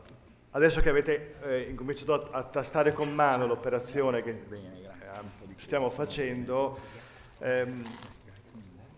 avete capito che stiamo cercando di profilare dei comportamenti di impresa. Allora, va da sé, un elemento di bias, di distorsione di fondo dobbiamo ammetterlo, per quanto appunto abbiamo visto che i comportamenti di queste 300 imprese possono essere complementari al campione più generale, possiamo anche ammettere che queste imprese, in quanto persistenti, cioè in quanto, a me non piace usarlo questo termine, sopravvissute nell'arco della crisi, abbiano comunque diciamo, un DNA, una dotazione intrinseca più performante delle altre. Questo credo che vada dichiarato, vada ammesso, ma forse proprio per questo diventa un punto di partenza interessante, un punto di partenza. Poi avete visto, non abbiamo cercato di guardare le variabili proprio congiunturali, soltanto produzione e fatturato, ma delle variabili strutturali. Consapevoli di questo bias di fondo, guardiamo ai funzionamenti produttivi, cioè un indicatore come il grado di utilizzo degli impianti, un indicatore di efficienza industriale, come si muove, e la propensione export. E abbiamo già visto che quantomeno emergono, se volete, da quelli XY due macro comportamenti. Dentro imprese che comunque persistono alla crisi c'è chi ha lavorato di più sull'efficienza industriale e certamente poco incrementando i livelli occupazionali, i famosi investimenti in automazione per esempio. D'altro canto invece chi invece ha intercettato l'Expo con delle sfasature temporali tutte da approfondire, tutte interessanti, che forse anche adesso verranno riprese dalla redazione di Maurizio Rasera, ha dovuto anche investire, forse anche magari in corso d'opera, no, col fiatone, su professionalità. Un ultimo elemento di criticità dobbiamo ammetterlo, perché appunto voglio ribadire la natura di cantiere di questa nostra proposta. Sugli high skill effettivamente c'è questa pare diversa propensione di comportamenti, però è chiaro che abbiamo avuto un problema alla base strutturale. Prevalentemente, forse lo dirai adesso ma mi permetto di bruciarti, prevalentemente gli high skill in tempo di crisi sono stati assunti via contratto di somministrazione, quindi non hanno fatto tempo a entrare negli stock occupazionali. Questo rende quel dato che ha appena preso Serafino un segnale debole, tutto da approfondire. Forse adesso che passano per il contratto a tempo determinato possiamo avere elementi in più per continuare i nostri monitoraggi e vedere se l'occasione del Giobata è anche un'occasione per portare in organico profili high skill. Detto ciò, vediamo a questo punto dal lato dell'occupazione come si sono comportate queste 300 imprese. A te Maurizio la parola, sempre nei 20 minuti assegnati. Grazie. Adesso guarderemo lo stesso universo con un taglio più partendo dal lato occupazionale, in maniera da generarvi un certo grado di confusione, che è la cosa migliore da fare, nel senso che, come diceva un noto politico del secolo scorso, ci sono 3 tipi di bugie: le bugie grosse, le bugie piccole e la statistica. Anche se penso che l'affermazione sulla statistica tra le bugie sia spesso un problema di comprensione o di chiarezza dei metodi attraverso i quali le statistiche vengono costruite. L'esperimento che stiamo facendo noi è un esperimento rischioso, nel senso che ciascuno di noi è probabilmente esperto del proprio database, se la vogliamo tirare alle fine, quindi conosce i contenuti dello stesso. È necessario un periodo di rodaggio per capire i significati dei contenuti di database degli altri. Però questo è uno sforzo che noi riteniamo essere importante, perché gli elementi conoscitivi che possono essere aggiunti prendendo in considerazione una serie multipla di variabili sono molto importanti. Allora, il percorso che vi propongo qua in qualche modo ricalca quello stesso che ha fatto Serafino, e cioè da un lato noi vogliamo vedere la capacità rappresentativa delle 300 aziende e questa volta lo guardiamo come capacità rappresentativa rispetto all'universo di aziende che tramite le comunicazioni obbligatorie Veneto Lavoro monitora nel tempo.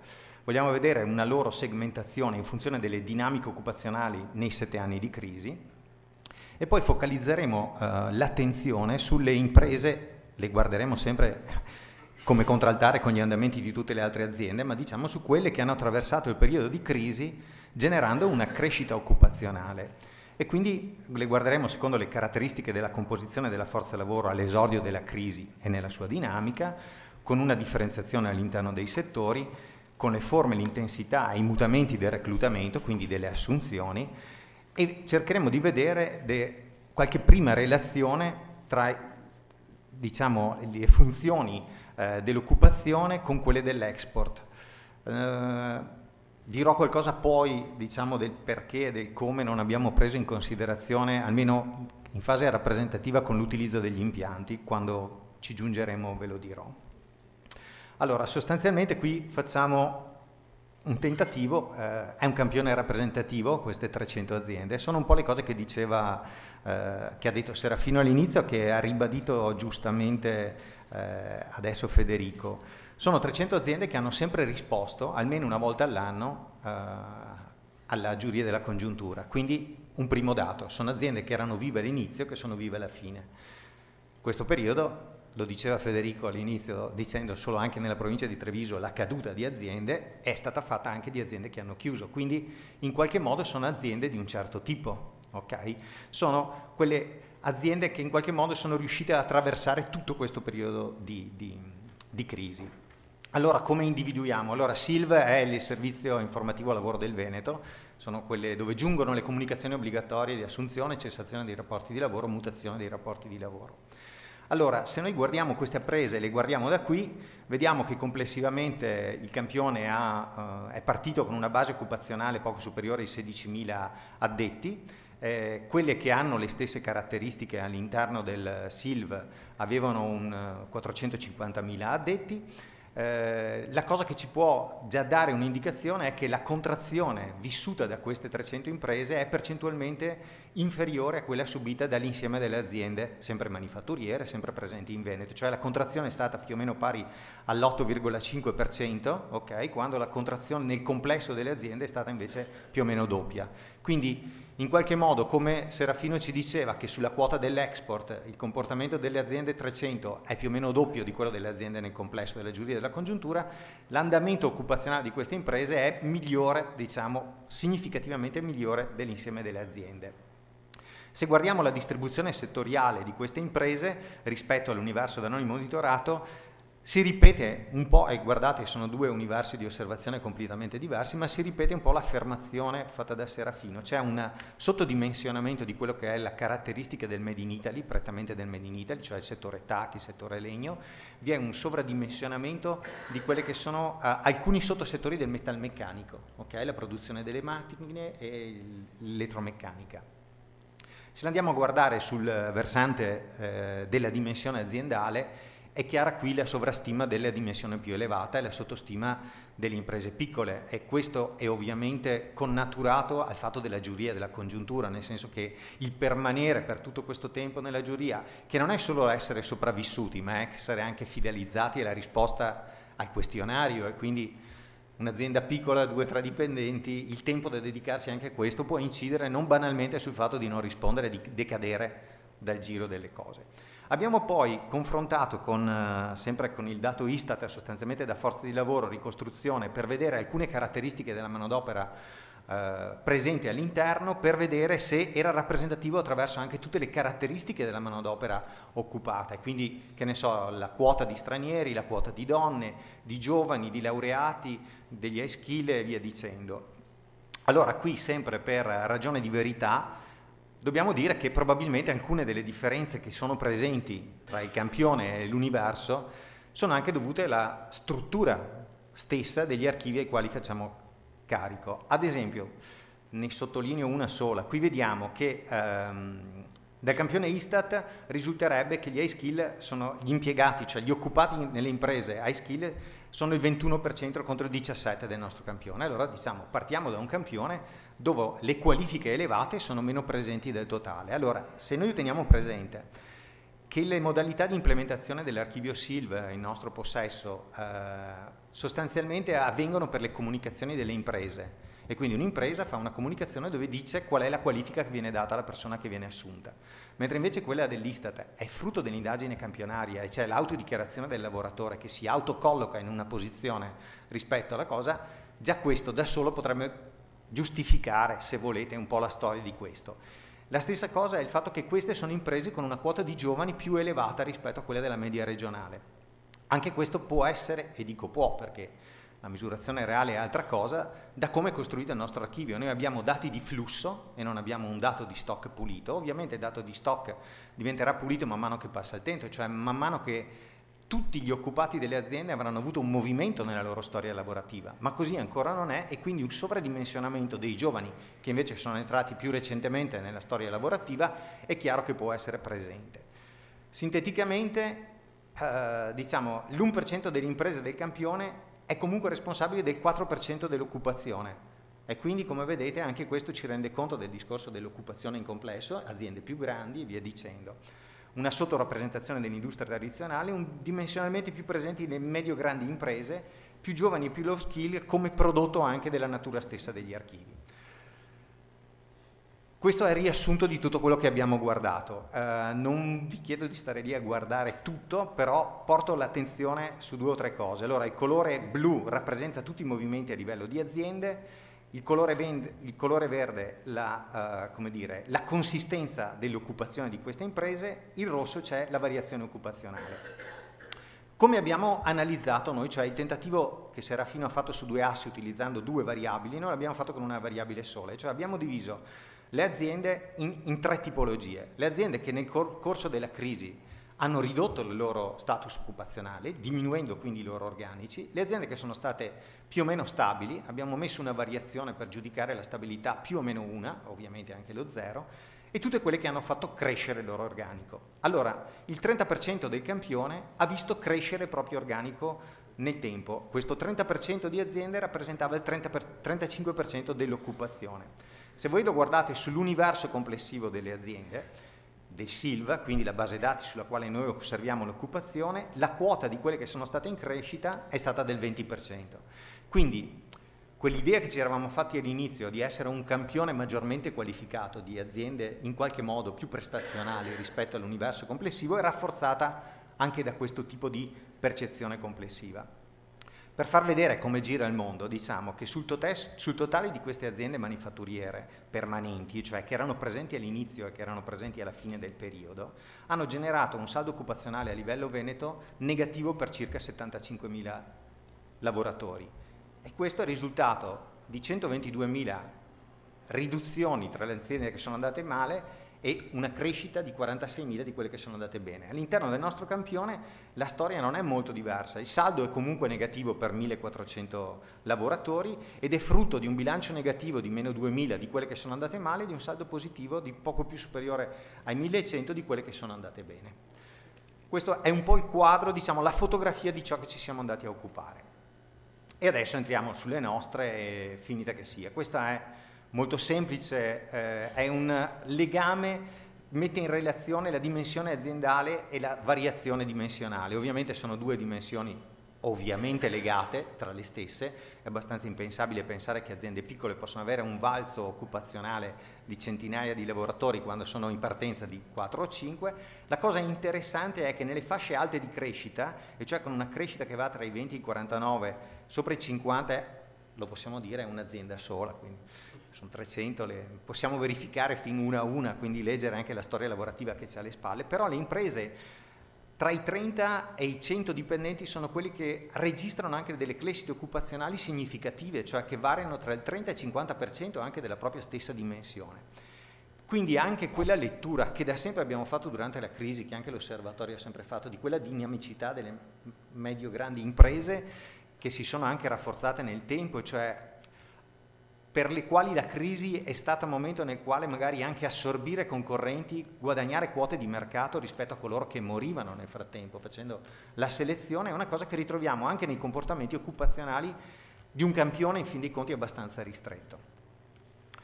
Queste sono le imprese che crescono, sono quelle in azzurro, le imprese che crescono sono sempre dipinte in azzurro, le grigie sono quelle più o meno stazionarie, le gialline, definiamo arancioni, sono quelle che sono andate male.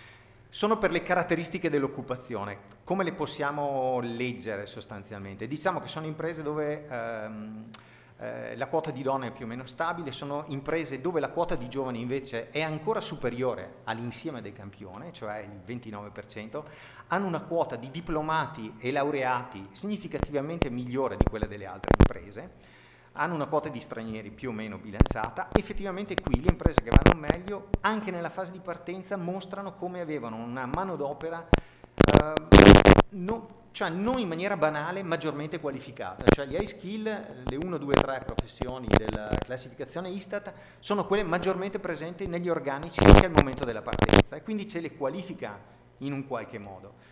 Non irrilevante è anche la stabilità della manodopera presente. Se voi pensate allo stock di occupati stabilmente, cioè con contratto a tempo indeterminato, una differenza tra quelle che vanno bene e quelle che vanno male di 4 punti percentuali nel momento della partenza, cioè il 98% degli occupati erano a tempo indeterminato, non è poco nel dichiarare qual è, se volete, l'investimento fatto anche sulle figure professionali all'interno delle aziende, che poi hanno garantito comunque un livello di successo nel tempo.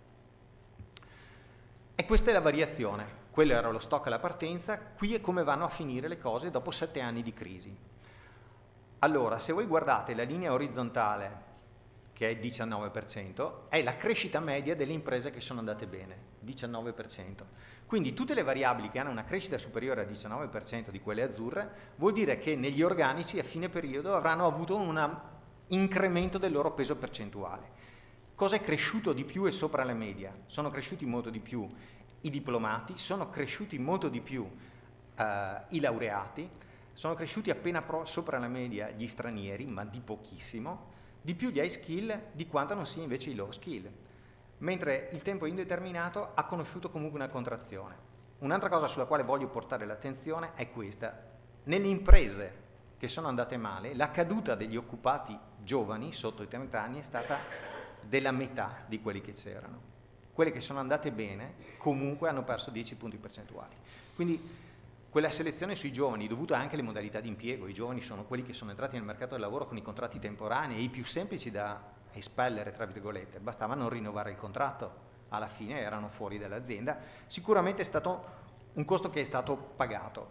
Un'altra cosa che è interessante notare e che è nella lettura complessiva è che il processo di qualificazione all'interno, cioè la selezione all'interno della manodopera, è un processo che ha interessato non solo le aziende che sono andate bene, che in qualche modo hanno incrementato gli high skill così come i laureati e i diplomati, ma è una cosa che ha interessato anche le aziende stabili, e quindi quel processo che in fin dei conti diceva anche Serafino quando diceva un giudizio di allargata positività anche sulla stabilità in questa fase di crisi complessiva, perché all'interno delle aziende anche queste imprese hanno fatto un processo di riqualificazione della manodopera presente all'interno, che quindi in qualche modo giudica un percorso virtuoso, se volete.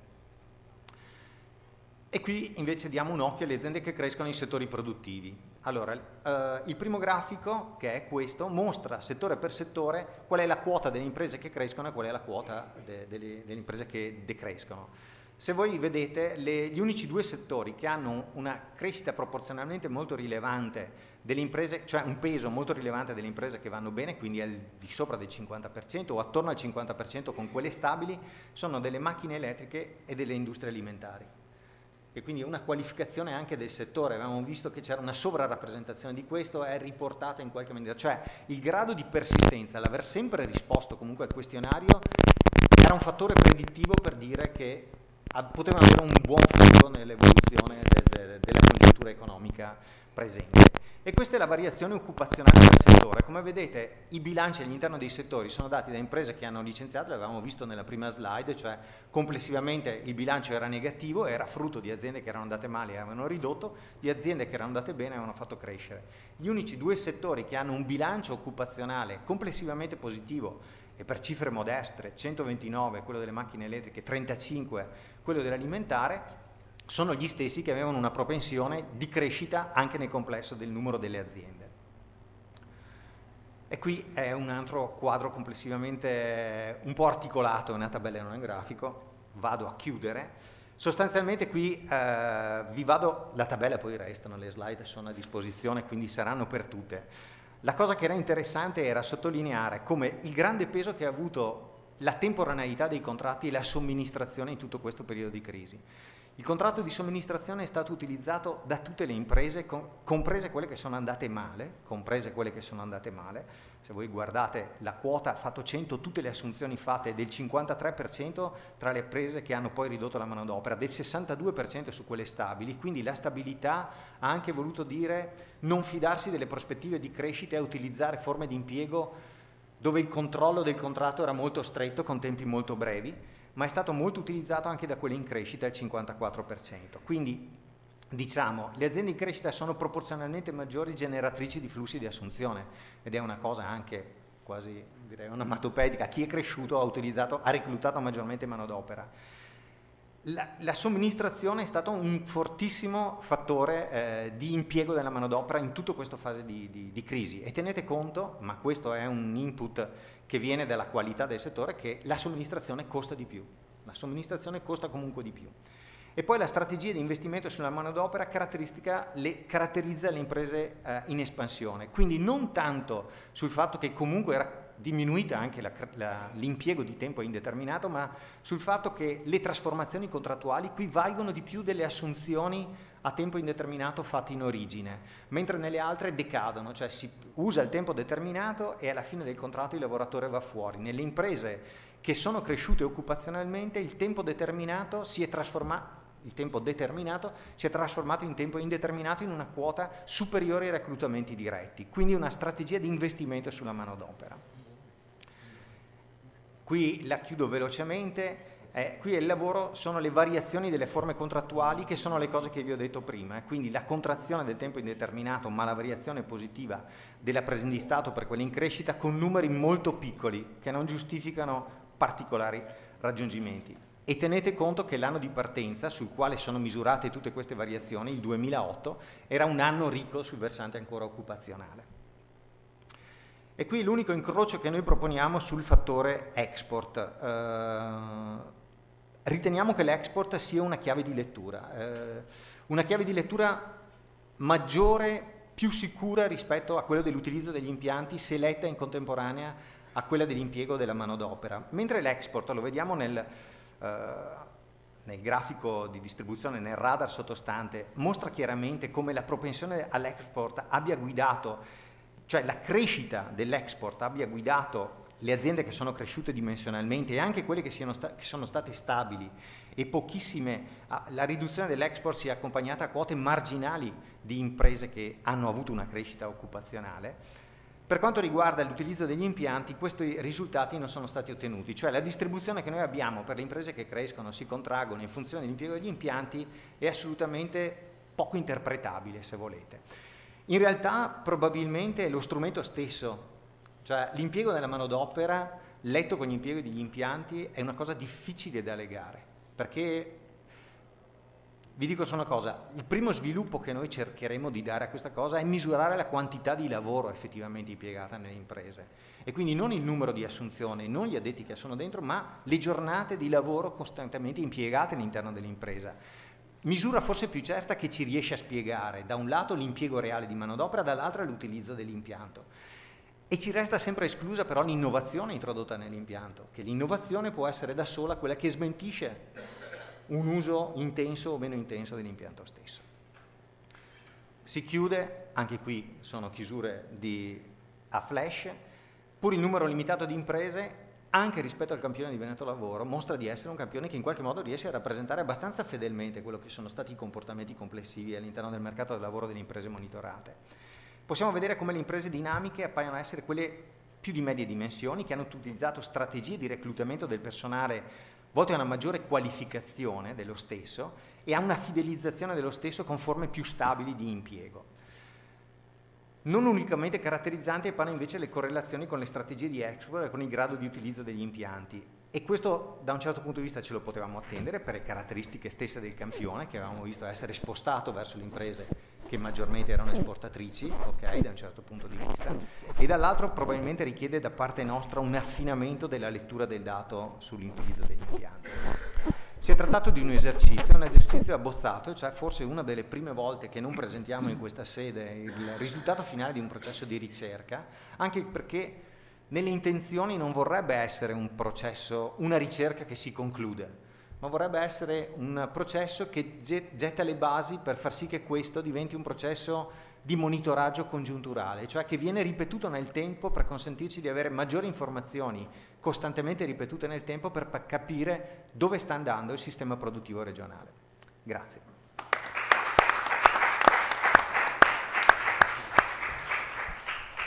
Allora, adesso non so se il professor Mantovani, sì, penso che preferisca anche lui appostarsi al computer. Ecco, sulle ultime parole di Maurizio volevo farvi quest'altro commento. È stato anche nell'uso dell'osservatorio, no? Contrapporre al ciclo economico i classici case history di successo, no? Che sono sempre interessanti da ascoltare, ma talvolta insomma rischiano di essere fini a se stessi se non autocelebrativi. Con questo incrocio, con tutte le imperfezioni della prima volta, potete apprezzare quante informazioni in più incominciamo a porgere, incominciamo a scoprire. E io da qualche anno a questa parte ho scoperto che parallelamente a un case history anche un bilancio nasconde molte informazioni estremamente interessanti. Vi ho già ricordato che la Camera di Commercio, come insomma penso quasi tutti voi conoscete, da ormai 3 anni sta sviluppando con Ca' Foscari un progetto di sviluppo di una metodologia di rating integrato sul tema del merito di credito. Su questo l'esperto è il professor Mantovani, quindi non spendo altre parole, ma sta dando frutti interessanti. Proprio perché sta dando frutti interessanti, l'occasione per noi è stata ghiotta per dire, bene, questo panel di 300 imprese che abbiamo letto sul piano congiunturale e sul piano dell'occupazione, come può essere letto con alcuni degli indicatori di bilancio che il professor Mantovani domina? Aggiungo che a lui abbiamo anche aggiunto la dimensione degli investimenti, perché una survey di Serafino Pitingaro, che adesso mi è scomparso, dell'ultimo anno, ma che torna, aveva chiesto anche nell'ultimo trimestre le scelte di investimento delle aziende nel 2014 e le propensioni di investimento nel 2015. Anche questo flag ci sembrava interessante sottoporlo al professor Mantovani per capire in quali condizioni economico-finanziarie le imprese si appropinquavano a fare innovazione. Al professor Mantovani anche lui la parola per i suoi 20 minuti. Grazie. Grazie. Allora, io anzitutto spero di non fare troppo bastian contrario, cosa che non ho voglia e non ho intenzione di fare. Però credo che la chiave di lettura che cercherò di proporvi sia per certi versi una chiave che, integrando alcune informazioni che nelle statistiche più ricorrenti non si riescono ad ottenere, che grazie invece a questo sforzo di integrazione dei dati siamo riusciti ad ottenere, forse ci può dare una prospettiva un po' diversa su quella che i dati che abbiamo visto oggi, l'interesse intorno a questi dati, permette, diciamo così, di interpretare. Quindi, diciamo così, io mi sarei posto l'obiettivo di discutere con voi in questi 20 minuti di questi 5 punti, farvi vedere che tipo di contributo gli studi sul rating integrato oggi riescono a dare, i risultati di un primo incrocio banale, tra virgolette, dei dati, una prima analisi e poi il vero nodo che forse i numeri che abbiamo oggi visto e analizzato e commentato insieme ci consegnano, cioè la domanda in cosa dobbiamo pensare di investire per mantenere elevata la competitività che forse con fatica stiamo riconquistando, e perché l'integrazione dei dati in questo senso ci può aiutare. Allora, la mia preoccupazione è un po' sintetizzabile in questo grafico che ho estratto da una pubblicazione internazionale del marzo del 2013, la quale riprende un sistema abbastanza utilizzato nella chiave di analisi aziendale, che fa vedere l'impresa, come dire, contornata da quattro elementi con i quali si deve confrontare tutti i giorni. I fornitori, li vedete a sinistra, clienti dall'altro lato, quelli che vengono chiamati i portatori di interessi, tra cui assolutamente coloro che danno il proprio lavoro all'interno dell'impresa, e, diciamo così, il sistema degli intermediari finanziari. Ora, noi quando interpretiamo l'impresa con questo schema, che altro non è che la famosa catena del valore di Michael Porter, la interpretiamo in una specie di gioco a somma zero. Per cui se sono più debole nel fare i prezzi, i miei clienti ne traggono un vantaggio, i miei margini si tenderanno a comprimere, se riesco a ottenere una forza negoziale più forte col sistema finanziario, una parte dei miei utili operativi non saranno erosi dagli interessi passivi che pago alle banche e così via. Quindi è sempre un gioco a somma zero, nel senso mors tua vita mea. Questo è quello che troppo spesso siamo portati a pensare. In realtà questo schema, una serie di studi anche abbastanza recenti, ci dice che non solo va a dividere la ricchezza intesa come risultato di conto economico, quanto utile si distribuisce sulla filiera, quanto utile si distribuisce tra chi mi ha finanziato e la mia proprietà, quanto utile si distribuisce tra i miei dipendenti e la mia azienda. Ma in realtà ci può dare anche un'indicazione, e questo forse è l'elemento su cui qualche parola seria di contributo possiamo darlo, ci dà un'indicazione in termini di suddivisione dei rischi fra questi soggetti.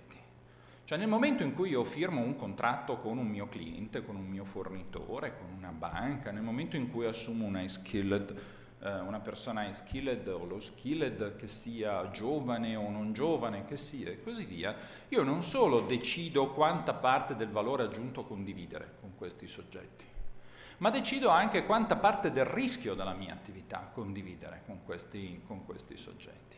E perché questo tipo di condivisione della rischiosità è rilevante? Perché, ed è l'elemento forse che più rende originale l'analisi di rating integrato rispetto ad altri modelli che vengono abbastanza ampiamente diffusi, perché il rischio ti spiega non tanto quant'è il risultato oggi, ma ti spiega quant'è la probabilità di avere il risultato anche nel futuro. Cioè, in altri termini, se io chiedo ai miei dipendenti di rischiare troppo rispetto a quanto rischio la mia azienda, prima o poi non perdo i dipendenti cattivi, perdo i dipendenti buoni. Se io chiedo ai miei clienti di condividere troppo i rischi della mia impresa, prima o poi perdo i clienti buoni. Questa si chiama legge della cosiddetta selezione avversa. Per cui il primo che scappa non è quello che vale poco, il primo che scappa è quello che vale tanto. Perché? Perché trova altre alternative. Allora, tutta la tecnica di analisi di rating integrato, che forse ci vorrebbero 3 anni per spiegarla, non ho sicuramente intenzione di tediarvi con cose complicatissime, al confine tra la statistica, che ben è stata definita prima, ma io aggiungerei anche una cosa: la statistica è un qualcosa, secondo me, in alcuni casi al confine con l'esoterismo, per il modo con cui viene trattata. Allora, quello che fa il modello di rating integrato è, dopo 3 anni di studio, provare a sintetizzare questa capacità di persistenza nel tempo dei risultati, cioè in altri termini chiedersi se quegli utili che tu esprimi oggi a bilancio hanno una ragionevole prospettiva di potersi replicare negli anni a venire, intesi come gli anni in cui durano i tuoi investimenti, e quindi capire se la credibilità di un'analisi di bilancio fatta con i criteri standard, quelli che ci insegnano nei corsi universitari, per intenderci, sia poi in qualche modo sostenibile nel tempo. Perché se tu hai addebitato troppi rischi, chiaramente questa sostenibilità non c'è. Quindi questo è il modello su cui abbiamo lavorato. Allora, prendendo il campione delle 300 imprese, otteniamo dei risultati interessantissimi che vorrei principalmente proporvi non tanto già con un commento al loro interno, ma semplicemente come una possibile chiave di lettura aggiuntiva di tutte le cose che abbiamo discusso questa mattina. Allora, come anticipava Callegari, in realtà del campione delle 300 imprese noi riusciamo ad analizzarne in maniera completa con la nostra metodologia soltanto 195. Rating integrato oggi ha un database di 14.000 aziende nel nord-est, solo nel nord-est italiano. In realtà abbiamo un panel di quasi 110.000 aziende in giro per il mondo. I dati che vedete riportati in questa matrice, in queste matrici confrontate rispetto alle 14.000 imprese del campione italiano nel nord-est, ci dicono 3 cose che secondo me sono rilevanti.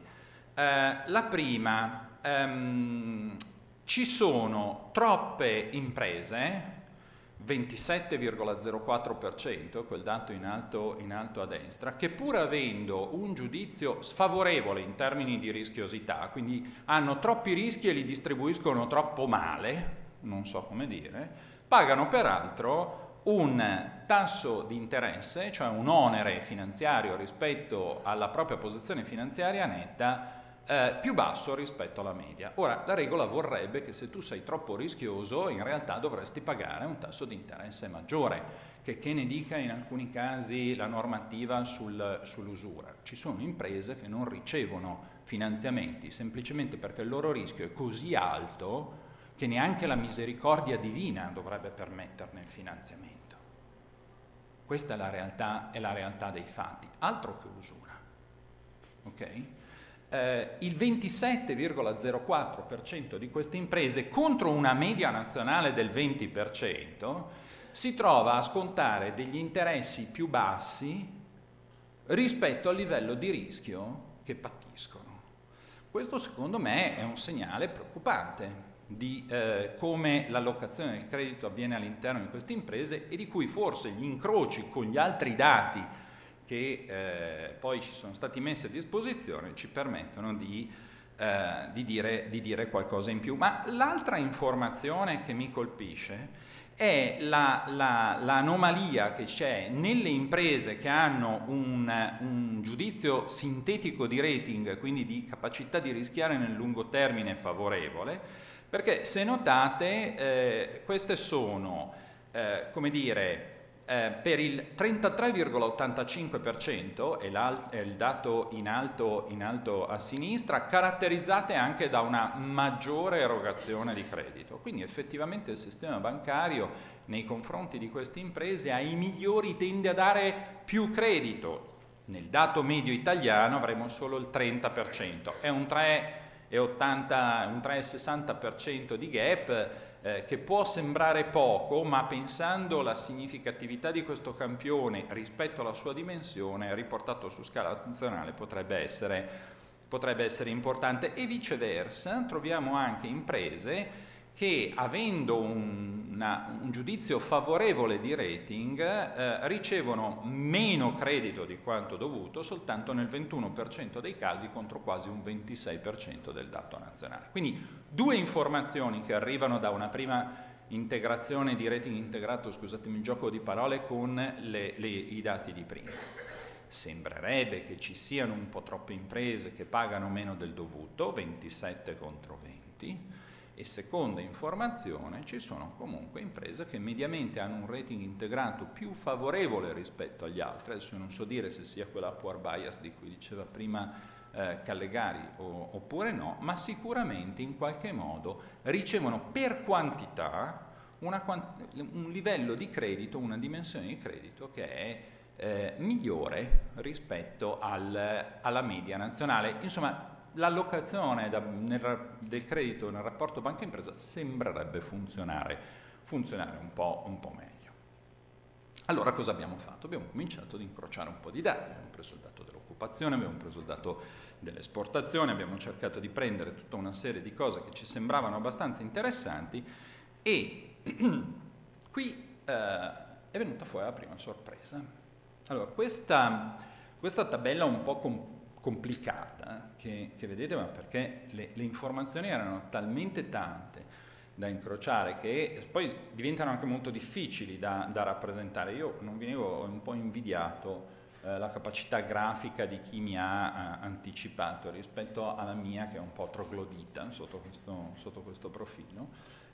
Comunque in questa tabella noi cosa abbiamo fatto? Abbiamo messo a sinistra le 107 imprese che hanno un indicatore di rating favorevole, cioè hanno una capacità di essere sostenibili nel lungo termine dato i risultati economici e i rischi che percepiscono, e a destra le 88 imprese che invece hanno un giudizio sfavorevole ma che abbiamo visto prima mediamente pagano dei tassi di interesse più bassi e quindi sono sovvenzionate dal sistema bancario sostanzialmente. Bene, poi cosa abbiamo fatto? Abbiamo cominciato ad incrociare queste variabili, questa discriminante, rispetto alle variabili che abbiamo visto prima. Sono esportatrici e c'è una differenza nell'export performance tra quelle con rating positivo e rating negativo? No. L'export, che per anni è stata la chiave di successo e di sopravvivenza delle imprese su questo territorio, non è più la chiave di successo e di sopravvivenza di queste imprese. Quindi, se pensiamo che in futuro continueremo a stare in piedi semplicemente perché esportiamo, siamo degli illusi. Questa è la prima informazione. Non ho detto che non si debba esportare. Ho detto solo che non ci si deve sedere sul trono di Luigi XIV pensando di essere il Re Sole perché si riesce ad esportare. Non basta più esportare e basta, perché altrimenti Questo non ti dà sostenibilità nel lungo termine. Poi siamo andati a vedere se avevano una capacità di autofinanziamento, con un calcolo di un tasso di crescita di autofinanziamento, sarebbe abbastanza complicato e che mi brucerebbe i 7 minuti che mi rimangono della mia presentazione soltanto per tentare di spiegarlo. Insomma, una cosa complicatissima da professori universitari. Quello che mi piace farvi osservare è che nel caso dei dati positivi, come nel caso dei dati negativi, le percentuali sono sostanzialmente lì. 85,05, 84,09. Quindi non è un problema neanche di potenziale di crescita. Le due variabili che invece risultano importanti nell'incrociare questi dati sono, primo, il grado di utilizzo della capacità degli impianti. Perché? Perché le imprese con rating positivo che hanno un aumento di utilizzo della capacità produttiva sono significativamente diverse, 30,84% del totale, rispetto a quelle con rating sfavorevole, 22,73%. Fra un secondo vi dico come secondo me dovrebbe essere letto questo dato alla luce di tutto quello che vi ho detto anche prima. Aggiungo solo un'altra variabile, che è quella dei dipendenti. Nell'ambito delle imprese con rating integrato favorevole, diciamo così, la forza lavoro ai dipendenti aumenta in misura significativamente diversa da quella con rating sfavorevole, e infatti vedete che c'è una cella evidenziata in giallo, 41,12% contro 31,82%. Allora, perché questi due dati sono interessanti ma al contempo sono anche preoccupanti? Perché sembrerebbe che per, diciamo così, avere una prospettiva di bilanciamento tra quanto guadagni e quanto rischi, sostanzialmente sia sufficiente fare una strategia di mera quantità. Cioè cerco di vendere di più, magari in Italia, perché ormai l'export ha dato tutto quel che poteva dare e si conta su una ripresa di tipo domestico, e quel di più che vendo, come faccio a produrlo? Sfrutto gli impianti così come li ho e quindi aumento il grado di utilizzo della capacità produttiva e eventualmente assumo qualche dipendente in più. Bene, a me questa cosa francamente un pochino preoccupa. Mi preoccupa perché una strategia di quantità è una strategia che nel lungo termine produce quella cosa per cui forse solo qualche professore trevigiano ancora non sa, che Michael Porter chiamava i cretini di settore. I cretini di settore sono quelli che inondano un mercato di quantità e poi si lamentano perché avendo inondato il mercato di quantità non guadagnano più. Sono dei cretini di settore, appunto, come li chiamava Porter.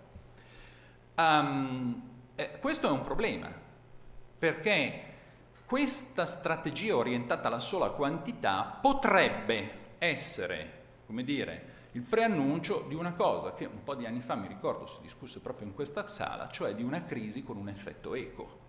Cioè potremmo, a furia di mirare sulle quantità, creare i presupposti per una difficoltà futura. Non voglio però spaventarvi più di tanto, e vi dico che ci sono anche altri incroci da questo sistema integrato di lettura dei dati che forse ci dicono qualcosa di più.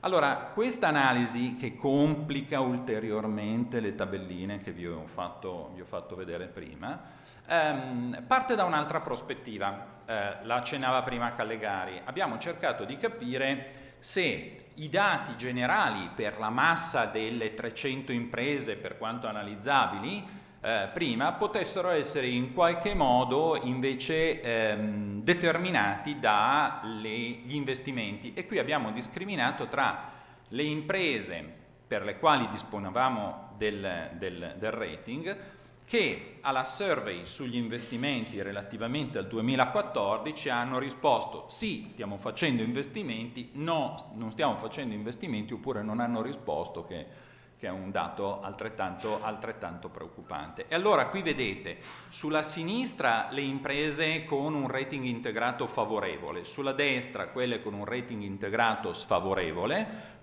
Concentriamoci su quelle con il tassello verde, rating integrato favorevole, e qui cominciamo a vedere che ci sono degli elementi interessanti, cioè il potenziale di autofinanziamento comincia a diventare rilevante, tant'è che è segnato in giallo, la capacità di assumere personale continua a essere rilevante e, udite udite, anche la quota giovani comincia a essere rilevante. Personalmente questo mi fa molto piacere, perché mi fa pensare che per queste imprese i miei studenti che si laureeranno a partire dalla prossima sessione del 21 di luglio qua a Treviso hanno qualche probabilità in più di essere assunti. Quindi non è solo un problema di quantità, il problema è che forse le imprese stanno cominciando ad investire in maniera più selettiva, in maniera più sobria, mi verrebbe da dire, cioè sicuramente cercando di essere più attenti, e quelle che già nel 2014 hanno cominciato a fare questo percorso di investimento stanno dando qualche primo risultato. E tant'è che questo tipo di informazione è calibrata tipicamente sulle imprese più grandi, che però spesso noi sappiamo sono quelle che fanno da leader per un'intera filiera. Allora arrivo al nodo e poi mi avvio alla conclusione. Il nodo è questo, cioè il vero problema forse su cui ci dobbiamo tutti interrogare è su il cosa investire.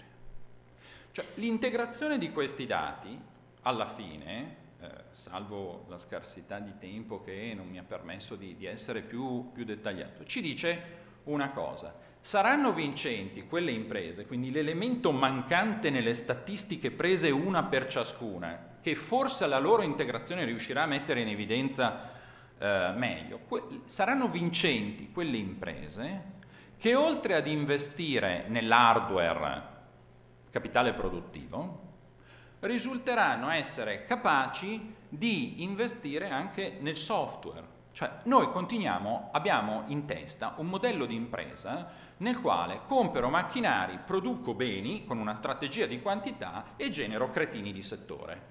Ok? Questo andava bene per i professori anni 80. Oggi forse devo investire un po' meno nei macchinari, devo investire un po' di più nel capitale umano, e questi dati ci dicono che ci siamo, e in questo modo forse non genero cretini di settore. Sapete qual è la novità incredibile che emerge? È l'ultima. Dal confronto di queste due tabelle, che non sto lì a tediarvi più di tanto nel sistema dei dati, sembrerebbe questo: confrontando le imprese che hanno investito nel 2014 con quelle che non hanno investito, sembrerebbe che il sistema bancario faccia meno errori di valutazione nelle imprese che non investono. Ora, credo che questo potrebbe anche soddisfarci la pancia a molti di noi, dire in questo, e invece la bella novità è questa. Paradossalmente da questi dati e dalla loro lettura integrata viene fuori che c'è una piccola novità positiva nel sistema bancario. Il sistema bancario comincia a valutare meglio non tanto le imprese che non investono, ma comincia a valutare meglio le imprese che investono nel capitale umano. E questa è una buona notizia, secondo me, che si riesce a tirar fuori, si riesce a misurare soltanto integrando i dati. Prima non ci si riusciva, e su questo credo ci giochiamo la ripresa futura. Ho terminato.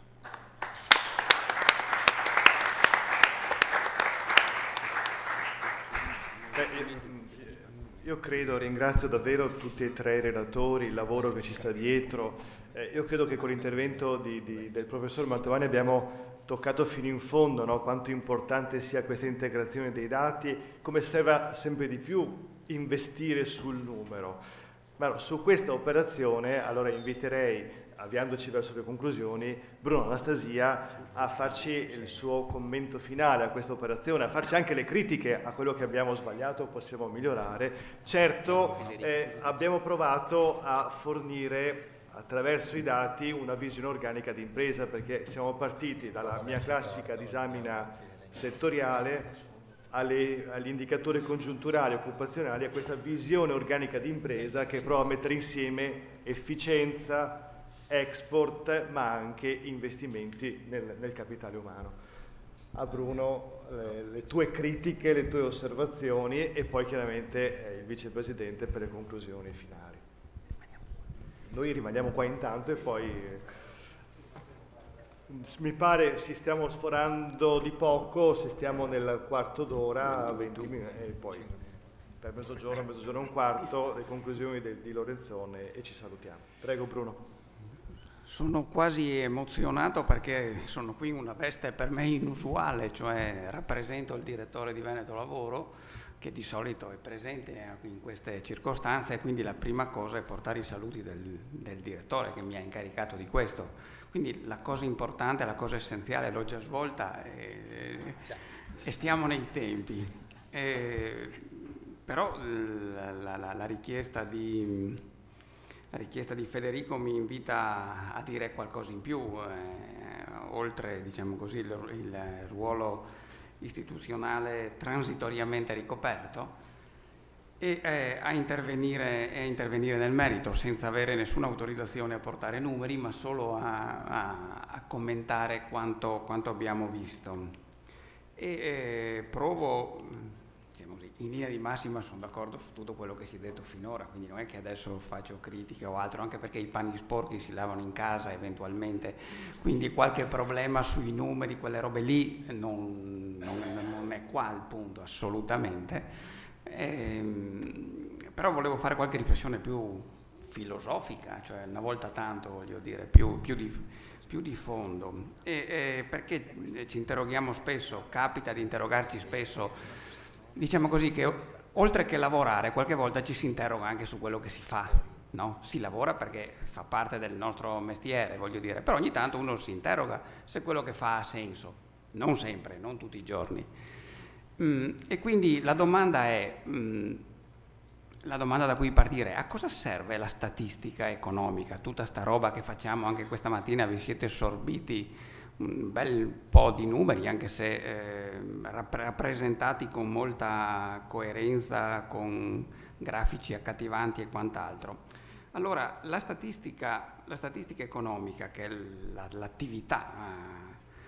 l'attività che facciamo,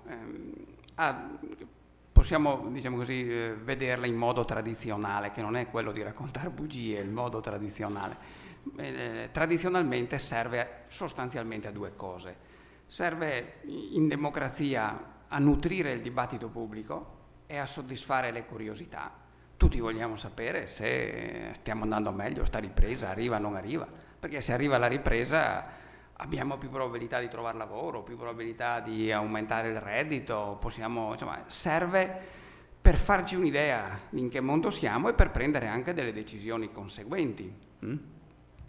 Se è vero che le banche cominciano a valutare positivamente il capitale umano, magari ha senso studiare un po' di più, se invece non fossero in grado di, no? Quindi serve per farci un'idea di come sta andando il mondo, e in contesti democratici anche la curiosità ha una sua legittimità, cioè in contesti democratici è giusto che ci sia trasparenza e che si sappia che ci si confronti su informazioni il più possibile buone, il più possibile tirate fuori seriamente. Ovviamente l'altra funzione è quella, la statistica serve alle decisioni, no? Serve alla politica, serve alle decisioni delle banche, serve alle decisioni delle imprese, serve alle decisioni della struttura economica, e diciamo rispetto a queste funzioni tradizionali i problemi sono quelli di sempre. I problemi è che l'informazione è potere, e quindi chi le ha, chi non le ha, come le gestisce, quanta pubblicità, quanta trasparenza, quanta accessibilità, no? I problemi sono sempre questi. E poi io aggiungo che c'è sempre il problema del rapporto complesso con la politica, perché la politica, io qualche volta uso dire che la politica è l'arte di decidere in assenza di informazioni, perché se hai tutte le informazioni, cioè dire anch'io farò il banchiere, quando il rating sarà così sicuro che mi dice perfettamente come va un'impresa, a quel punto il banchiere lo faccio anch'io, no? Cioè il bello è invece assumere decisioni di natura politica e altro, e l'imprenditore assume decisioni anche perché scommette, non perché sa con perfezione, no? Quindi c'è sempre un rapporto complicato. I politici, ho sempre visto nella mia non breve esperienza, ho sempre visto che con le informazioni le amano e le odiano contemporaneamente. Le amano perché servono per cinturare le decisioni da prendere. Le odiano perché se sono troppo buone sono anche un vincolo alle decisioni. Se le informazioni sono troppo precise sono un vincolo alle decisioni. Non posso raccontarla come la intuisco, come vorrei. Queste sono le funzioni tradizionali e i problemi tradizionali, diciamo così, della statistica economica. Ma quindi niente di nuovo rispetto a 20 anni fa, 30 anni fa. Nella fase attuale, perché anche la statistica economica evolve. Ecco, nella fase attuale io credo che oggi qui si sia visto uno dei punti focali di questa evoluzione, cioè il tema dell'integrazione tra banche dati amministrative. Credo che lo sfruttamento di dati amministrativi, sostanzialmente cominciato 20 anni fa, sta diventando, è già diventato per certi aspetti assolutamente rilevante nella produzione di statistiche economiche e ha una serie di conseguenze. Queste conseguenze sono che assegna un nuovo ruolo alle survey, perché più utilizzo banche dati amministrative e più devo, se vogliamo essere minimamente efficienti, ragionare di continuo che senso ha continuare a produrre o continuare a lavorare su survey che possono essere sostituite dall'utilizzo di banche dati amministrative. Il fatto stesso che non si faccia più il censimento, che l'Istat sia passato a un censimento in continuo utilizzando le banche dati amministrative non è altro che una dimostrazione la più grossa possibile di questo trend che è andato imponendosi per ragioni di economicità e per ragioni di efficienza. Questo non vuol dire che le survey come si può dire, spariranno, che le banche dati amministrative risolvono tutti i problemi della conoscenza, assolutamente no, però certamente il ruolo delle survey dovrà essere confinato, dovrà essere legato a quegli aspetti che le banche dati amministrative non riescono a cogliere e non mancano, voglio dire, argomenti sui quali non arriveremo mai con le banche dati amministrative. L'altro problema è che man mano che disponiamo di sempre più informazioni bisogna fare uno sforzo crescente per comprenderle e per non far confusione, perché era più facile, non so, 30-40 anni fa si ragionava sui dati del censimento e per 10 anni i dati del censimento erano quelli buoni per dire se il coneglianese era più sviluppato del vittoriese, andavi avanti per 10 anni. Adesso è inammissibile, una roba così non te l'accetta più nessuno. Non siamo più, abbiamo troppa impazienza, no? E quindi è chiaro che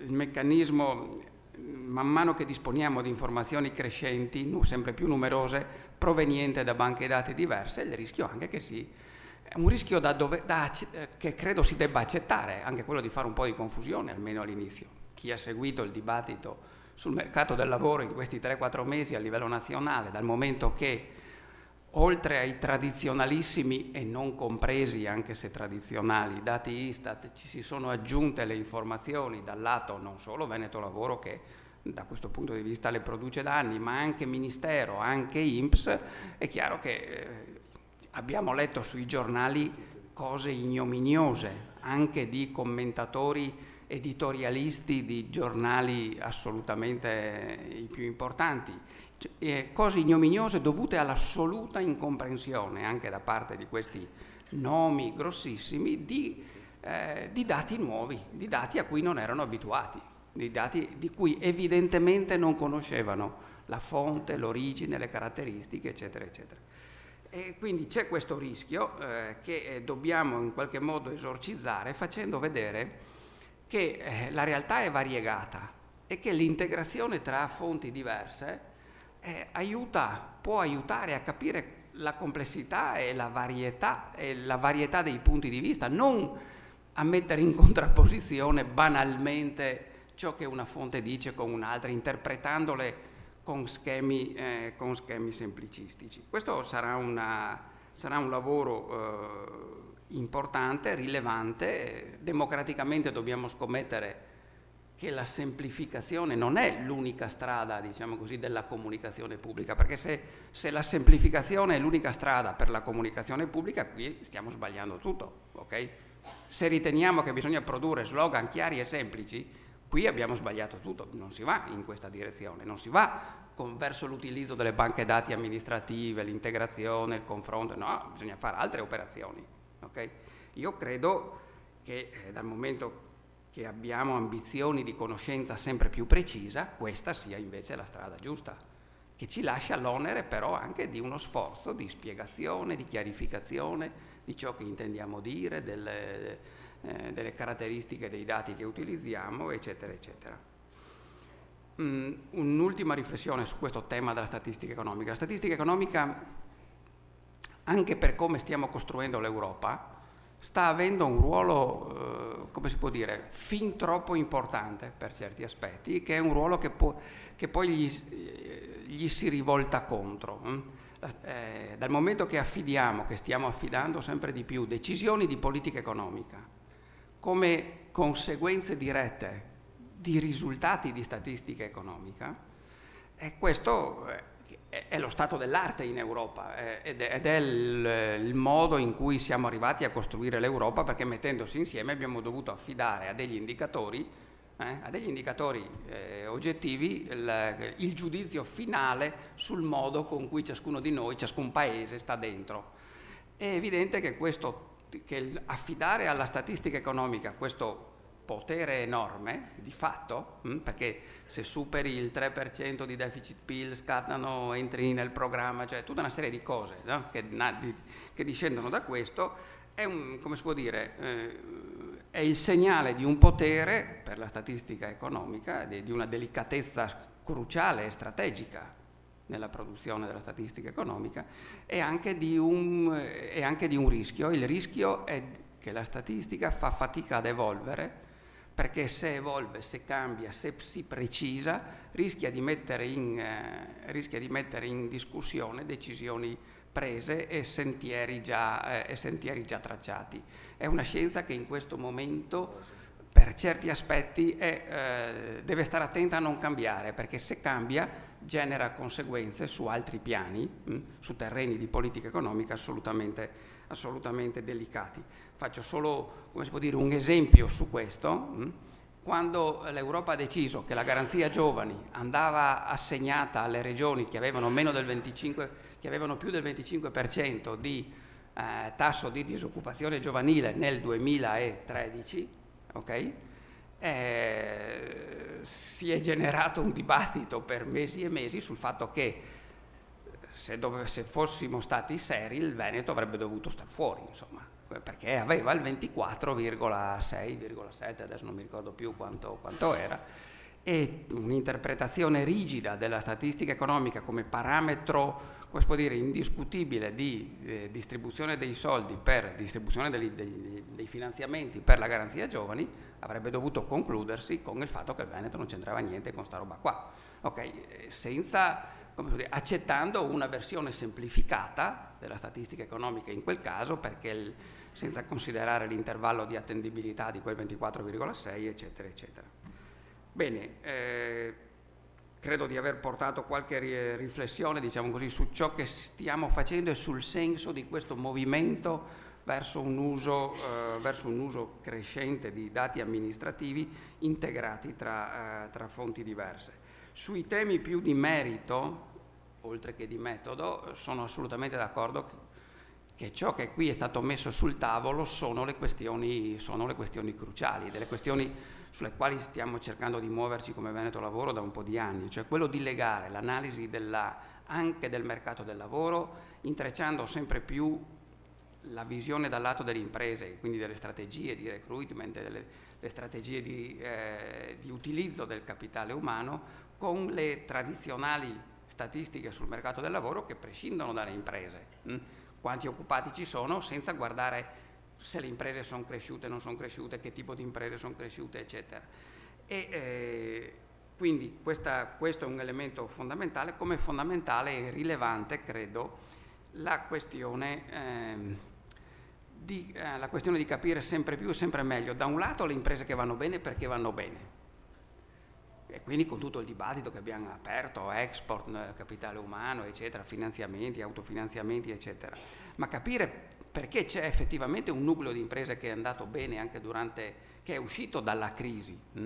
Ed è vero che la media rappresenta poco, la media rappresenta molto poco.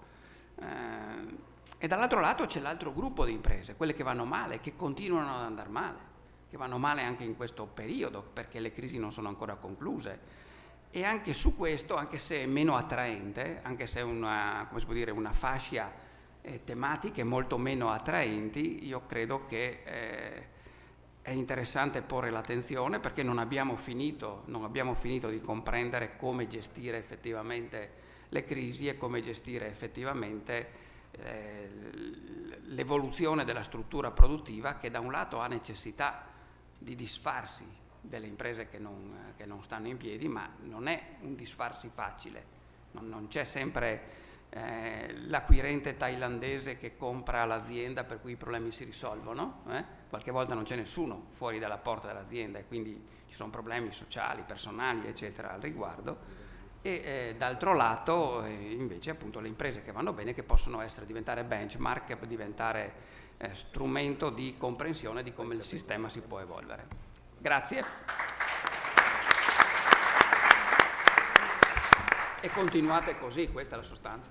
Grazie, ecco, interpretavo proprio l'intervento di Bruno come viatico a andare avanti. Questi soggetti hanno siglato una collaborazione che non si esaurisce con questo convegno. Franco Lorenzon, le conclusioni.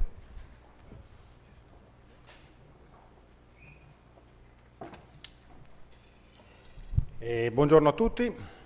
Non andate via, che è la parte migliore questa qua. Hai capito che le conclusioni sono quelle che prendono la sintesi di tutto. Allora, comincio col dire che in Italia siamo in una fase di transizione, come sempre. Questa è una citazione di Flaiano. In realtà non siamo in una fase di transizione. Io non voglio sfumare nel senso di dire, ma comincio subito con una battuta molto molto forte. La crisi è finita, è alle nostre spalle, la metamorfosi si è compiuta, la pagina è stata girata, come diceva Tognana, siamo su un nuovo paradigma. Attenzione, questo non vuol dire che i problemi sono finiti, ma vuol dire che il funzionamento dell'economia e il modo con cui noi affrontiamo questi problemi non sono più quelli di prima.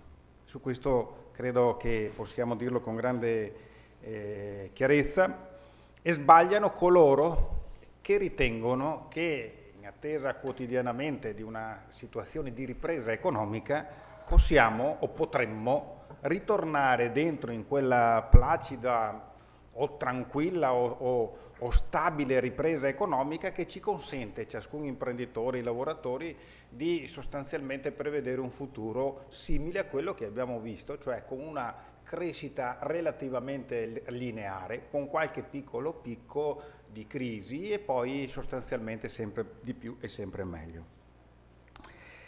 E questo ce lo dicono, e noi l'abbiamo seguito in questi ultimi anni, questo ce lo dicono le imprese che ce l'hanno fatta. Le imprese che ce l'hanno fatta non hanno, come dire, smesso di credere in un futuro che è cambiato nei suoi parametri di funzionamento, evitando quella valutazione tipicamente italiana che se c'è qualcosa che non funziona è sempre colpa di qualcun altro. Abbiamo sostituito l'utopia con il lamento e abbiamo pensato che l'unica cosa è attendere di giorno in giorno che le cose cambino. Le cose cambino nel senso che arrivino in una prospettiva positiva. La nuova direzione di marcia è chiara, non si fa più impresa come prima, non c'è più il mercato del lavoro di prima. Da questo punto di vista io credo di dover fare 3 osservazioni intanto iniziali di premessa e poi 3 valutazioni molto brevi di conclusione. E quando ho detto prima che i problemi non sono finiti è perché, per esempio, ci sono 3 elementi che ci dicono che la cosa va in una direzione diversa. L'instabilità o il rischio, per citare Ulrich Beck, la società del rischio, hanno sostituito quello che poteva essere considerata una evoluzione più o meno prevedibile. Una volta si lavorava per grandi lotti, adesso, quindi tu quello che il professore diceva, inondiamo il mercato di prodotti, no? L'instabilità diventerà una nuova normalità. Instabilità nel senso non che siamo sempre nelle montagne russe, ma sicuramente un nuovo sistema globale. Secondo, ma anche questo è dentro nelle imprese che ce l'hanno fatta, che il breve periodo verrà sostituito dal lungo periodo. Provate a pensare gli ultimi 7-8, non negli ultimi 7-8 anni, gli ultimi 20-30 anni, il capitale finanziario è quello che ha dettato modelli di crescita economica basato sul mordi e fuggi, sull'investimento a breve termine e risultato a breve termine e non a medio-lungo termine. E questo è una rivincita di quella che noi chiamiamo l'economia reale sul capitalismo finanziario. E questo dimostra che coloro che ce l'hanno fatta anche in provincia di Treviso hanno delle prospettive. La terza, ovvia, evidente, che nel mercato globale non c'è più solo e soltanto quantità, ma è soprattutto qualità dentro a un discorso. Quindi più rischio e meno prevedibilità, più lungo periodo e meno breve periodo, più qualità e meno quantità. E poi la quantità in ogni caso segue la qualità. Su questo tipo di ragionamento ho fatto 3 osservazioni molto veloci, sulle imprese che ce l'hanno fatta, sul lavoro, sul mercato del lavoro, il territorio e i nostri giovani. Allora, sul discorso delle imprese che ce l'hanno fatta è che abbiamo imparato una cosa, che era un mantra della vecchia meccanismo, che le imprese non si dividono più tra grandi e piccole, ma si dividono tra quelle che innovano e quelle che non lo fanno. Non c'è alcun dubbio che la tendenza è a una qualche forma di crescita dimensionale dell'impresa, ma quello che fa la differenza è la capacità innovativa, soprattutto se collegata a filiere di formazione del lavoro di carattere internazionale. E questo qui è assolutamente assodato e non a caso quando abbiamo parlato di esportazione l'abbiamo parlato in questa direzione, anche se, ripeto, non è tutto questo. Secondo, il manifatturiero e l'economia reale non solo non sono finiti, ma contano ancora e come se contano, specialmente in Italia e a Treviso, dove si è affermato e dentro qualche contraddizione continua ad affermarsi e si consoliderà il saper fare e il saper fare bene. E questo, tra l'altro, anticipo anche una valutazione sul territorio, è il nostro codice genetico. Il codice genetico della nostra realtà territoriale si basa su questo, che magari qualcuno ha avuto qualche dubbio sul fatto che nella globalizzazione, nel capitalismo finanziario, nelle rendite di varia natura, il saper fare era appannaggio dei paesi in via di sviluppo che producevano a costi più bassi. Non so se dire fortunatamente o giù di lì, però questo si è rivelato una previsione sbagliata. Ovviamente non rimanendo quello che eravamo prima, ma facendo qualcosa di diverso. Ovviamente quando dico saper fare e saper fare bene non intendo solo il manifatturiero in termini tradizionali del secondario, ma anche con la capacità di incorporare i servizi che diventano parte integrante della nuova impresa. L'altra cosa, ma questa è una battuta, come dire, no? Tornare a mettere l'utopia al posto del lamento, no? A Treviso abbiamo alle volte un senso di lamento, che poi vuol dire, tradotto in termini economici, mettere gli investimenti al posto della rendita. Cioè considerare che il meglio della vita è davanti a noi, non dietro di noi. Tante volte abbiamo la convinzione che noi dobbiamo resistere rispetto a un mondo, il migliore dei mondi possibili è quello che avevamo alle spalle, mentre il migliore è quello che abbiamo davanti. Questo è lo spirito imprenditoriale, ma se mi consentite anche una volta si diceva il genius loci, la nostra capacità, specialmente anche trevigiana, di dire se c'è un problema lo affrontiamo e se non lo risolviamo da una parte lo risolviamo dall'altra parte. Vi invito a valutare questo tipo di caratteristica del nostro territorio che andrebbe meglio valorizzata. Dentro a questo tipo di ragionamento, cioè delle imprese che vanno avanti, dell'approccio anche un po' filosofico e di mentalità, c'è il problema del lavoro. Il mio rammarico è che forse in Italia, ma anche qui da noi, non abbiamo messo in evidenza sufficientemente che questa crisi ancora ha scaricato sul lavoro e su chi lavora il prezzo di gran lunga più alto dell'aggiustamento del sistema.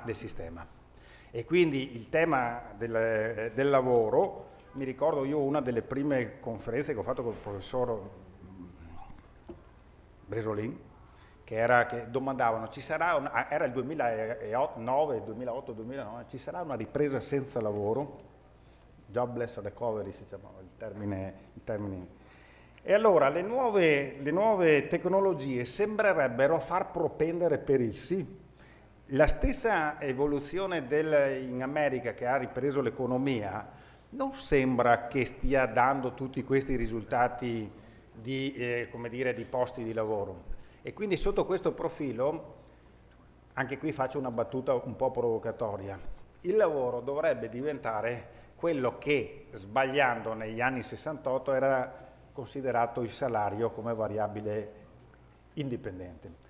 Il lavoro, anzi dico di più, dato che alle volte si giudica queste cose qua facendo le battute di carattere filosofico, il capitale umano, che si dice essere così strategico rispetto alle prospettive di sviluppo della nostra capacità competitiva del futuro, il capitale umano diventa non un fattore della produzione, come, ahimè, lo devo sottolineare da sindacalista, molte volte è stato considerato, è stato praticato ed è stato anche utilizzato. Provate a pensare come tutta una serie di rischi dell'impresa sono stati scaricati sui rapporti di lavoro che avrebbero dovuto essere considerati flessibili, in realtà hanno manifestato tutta la loro durezza di precarietà, in cui la prestazione di lavoro flessibile non solo era considerata una cosa, come dire,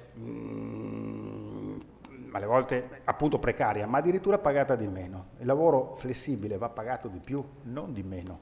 Quindi dentro alla nostra prospettiva futura ci stanno due questioni che riguardano il lavoro. Uno nella sua quantità, cioè il tema occupazionale diventa una cosa, come dire, in cui ci poniamo il problema in termini strategici. Vi invito a valutare, io all'inizio di questa crisi avevo una valutazione tendenzialmente, prudenzialmente positiva rispetto al problema occupazionale. Perché? Perché anche guardando in provincia di Treviso il cosiddetto indice di sostituzione, che se andate a vedere sulla ricerca è messo molto chiaro anche la sua trasformazione, è di dire le classi di anziani o di quasi che vanno in pensione dovranno essere sostituiti dalle classi dei giovani, e sulla ultima ricerca c'è questo tipo di informazione. Coloro che si trovano tra 60 e 65 anni, ahimè non avevo fatto i conti con la Fornero, ma insomma vabbè, tra i 60 e i 65 anni rispetto a quelli che hanno 15-20 anni, no? Quelle due coorti, il loro rapporto è 145 a 100. Cioè ogni 145 persone anziane che vanno fuori del mercato del lavoro ce ne sono 100. Facciamo praticamente una persona e mezza se ne va. Teoricamente questo avrebbe dovuto in qualche maniera riuscire ad ammortizzare, questa era la mia previsione, ammortizzare in parte il problema occupazionale. Così non è stato e così non è. E quindi il problema del lavoro, il problema dell'occupazione deve essere assunto in termini anche strategicamente, come dire, positivi. Non è una variabile che dice è una variabile dipendente dal fattore produttivo. In realtà noi quando abbiamo fatto il 1° maggio assieme qua nel 2013, imprese e lavoratori, abbiamo coniato questo messaggio: non esiste impresa senza lavoro e non esiste lavoro senza impresa, le due cose. Quindi non esiste neanche impresa senza lavoro, non possiamo fare, e non a caso avevamo centrato quando abbiamo visto che il ragionamento dell'impresa poteva essere declinato in termini di impresa finanziaria, di mordi e fuggi, di guadagno a breve termine, di posizione di rendita di qualsivoglia natura. E quindi il capitale umano diventa un elemento decisivo e diventa decisivo, vado verso le conclusioni, per i giovani e per il nostro territorio. Per il nostro territorio dico che una volta magari dicevamo il territorio è un valore aggiunto rispetto alle dinamiche dell'impresa. In realtà oggi diventa un presupposto indispensabile rispetto, ecco qua vorrei spezzare una mezza lancia, è venuta fuori in maniera un po' non molto chiara dalla valutazione che siamo qua, però è una discussione che possiamo fare. su qual è l'evoluzione del sistema produttivo trevigiano e credo che nel mondo oggi noi abbiamo una grande opportunità che è il cosiddetto Made in Italy. Venerdì scorso c'era qui un convegno Confcommercio con il professor Morace che ha messo in evidenza bene questo tipo di ragionamento. Dice non esiste un Made in Spagna come ce l'abbiamo noi abbiamo delle opportunità e addirittura lui diceva non esiste neanche il Made in Treviso, no? Magari c'è altri che si identificano, che so io, nella laguna di Venezia o nell'arena di Verona o della Madonna di Monteberico a Vicenza, ma a Treviso era solo per fare la battuta di carattere simbolico, no? Perché però poi i simboli contano, no? Del fatto che un territorio si caratterizza ed è riconosciuto in giro per il mondo, perché oggi voi sapete che gli strumenti di comunicazione fanno circolare le idee e attraverso i nuovi social media diventano patrimonio di un numero grandissimo di persone nel giro di pochissimo tempo. E non c'è dubbio che il brand, che la riconoscibilità di un territorio e della sua capacità di saper fare le cose, di saper fare bene, la via italiana, lo stile di vita italiano, è come dire, pare che noi altri, ecco il professor Morazzi diceva una cosa che mi è piaciuta moltissimo, noi assommiamo il massimo di localismo con il massimo di esterofilia, cioè siamo ripiegati sulle nostre identità localistiche, no? E però abbiamo l'idea che magari qui all'estero, come dire, sono i più bravi di tutti. Alle volte diciamo i modelli imprenditoriali della Germania, del nord Europa. Io voglio essere italiano. In Italia non dobbiamo copiare dagli altri, dobbiamo sfruttare le nostre capacità, perfino, diceva il professor Morazzi, e mi ha colpito molto, perfino le nostre debolezze e i nostri vizi possono, se utilmente corretti, diventare delle grandi opportunità. Questo è il discorso nel quale il tema del territorio interseca il ragionamento di uno sviluppo aziendale che non a caso ha trovato nei nostri territori lo sviluppo dei distretti. Non ha senso le grandi aziende o anche le medie aziende se non le collochiamo dentro un territorio ben preciso che ha fatto della divulgazione delle conoscenze anche imprenditoriali a livello di territorio una delle sue valutazioni più forti. E dentro su questa cosa qua, e ho finito, il ragionamento riguardando al problema dei giovani. Io invito a leggere nella ricerca, nel rapporto, è stato sottolineato questa mattina, la preoccupante l'andamento demografico, che non è quello dell'invecchiamento, ma è quello della denatalità.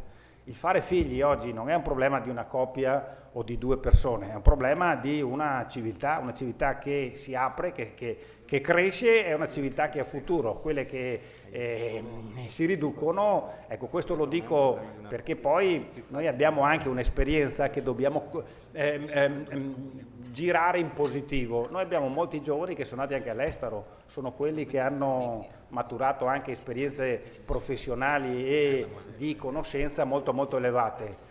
E Treviso deve ritornare ad essere attrattiva per questi giovani, cioè l'opportunità di ritornare a trovare al lavoro a Treviso deve essere considerata una cosa importante. Però tornando a quello che dicevo prima, il capitale umano va riconosciuto, va valorizzato, va pagato nel senso che bisognerebbe invertire la tendenza per cui persone che sono andate, le abbiamo presentate anche qui noi, che sono andate in Germania, in Svizzera, in Inghilterra e sono diventati persone di grande successo, no? Magari criticando il fatto che lì c'è la valorizzazione del merito, mentre noi qui abbiamo il capitalismo familiare o il capitalismo delle conoscenze. Ecco, la famiglia va benissimo, però se unita alla managerialità e la capacità di fare tesoro di queste esperienze di tanti giovani che sono andati all'estero e farli ritrovare nel nostro territorio un luogo nel quale possa essere conveniente, interessante e positivo ritornare a vivere e a lavorare. Con queste osservazioni io credo di aver finito e vi auguro buona giornata a tutti.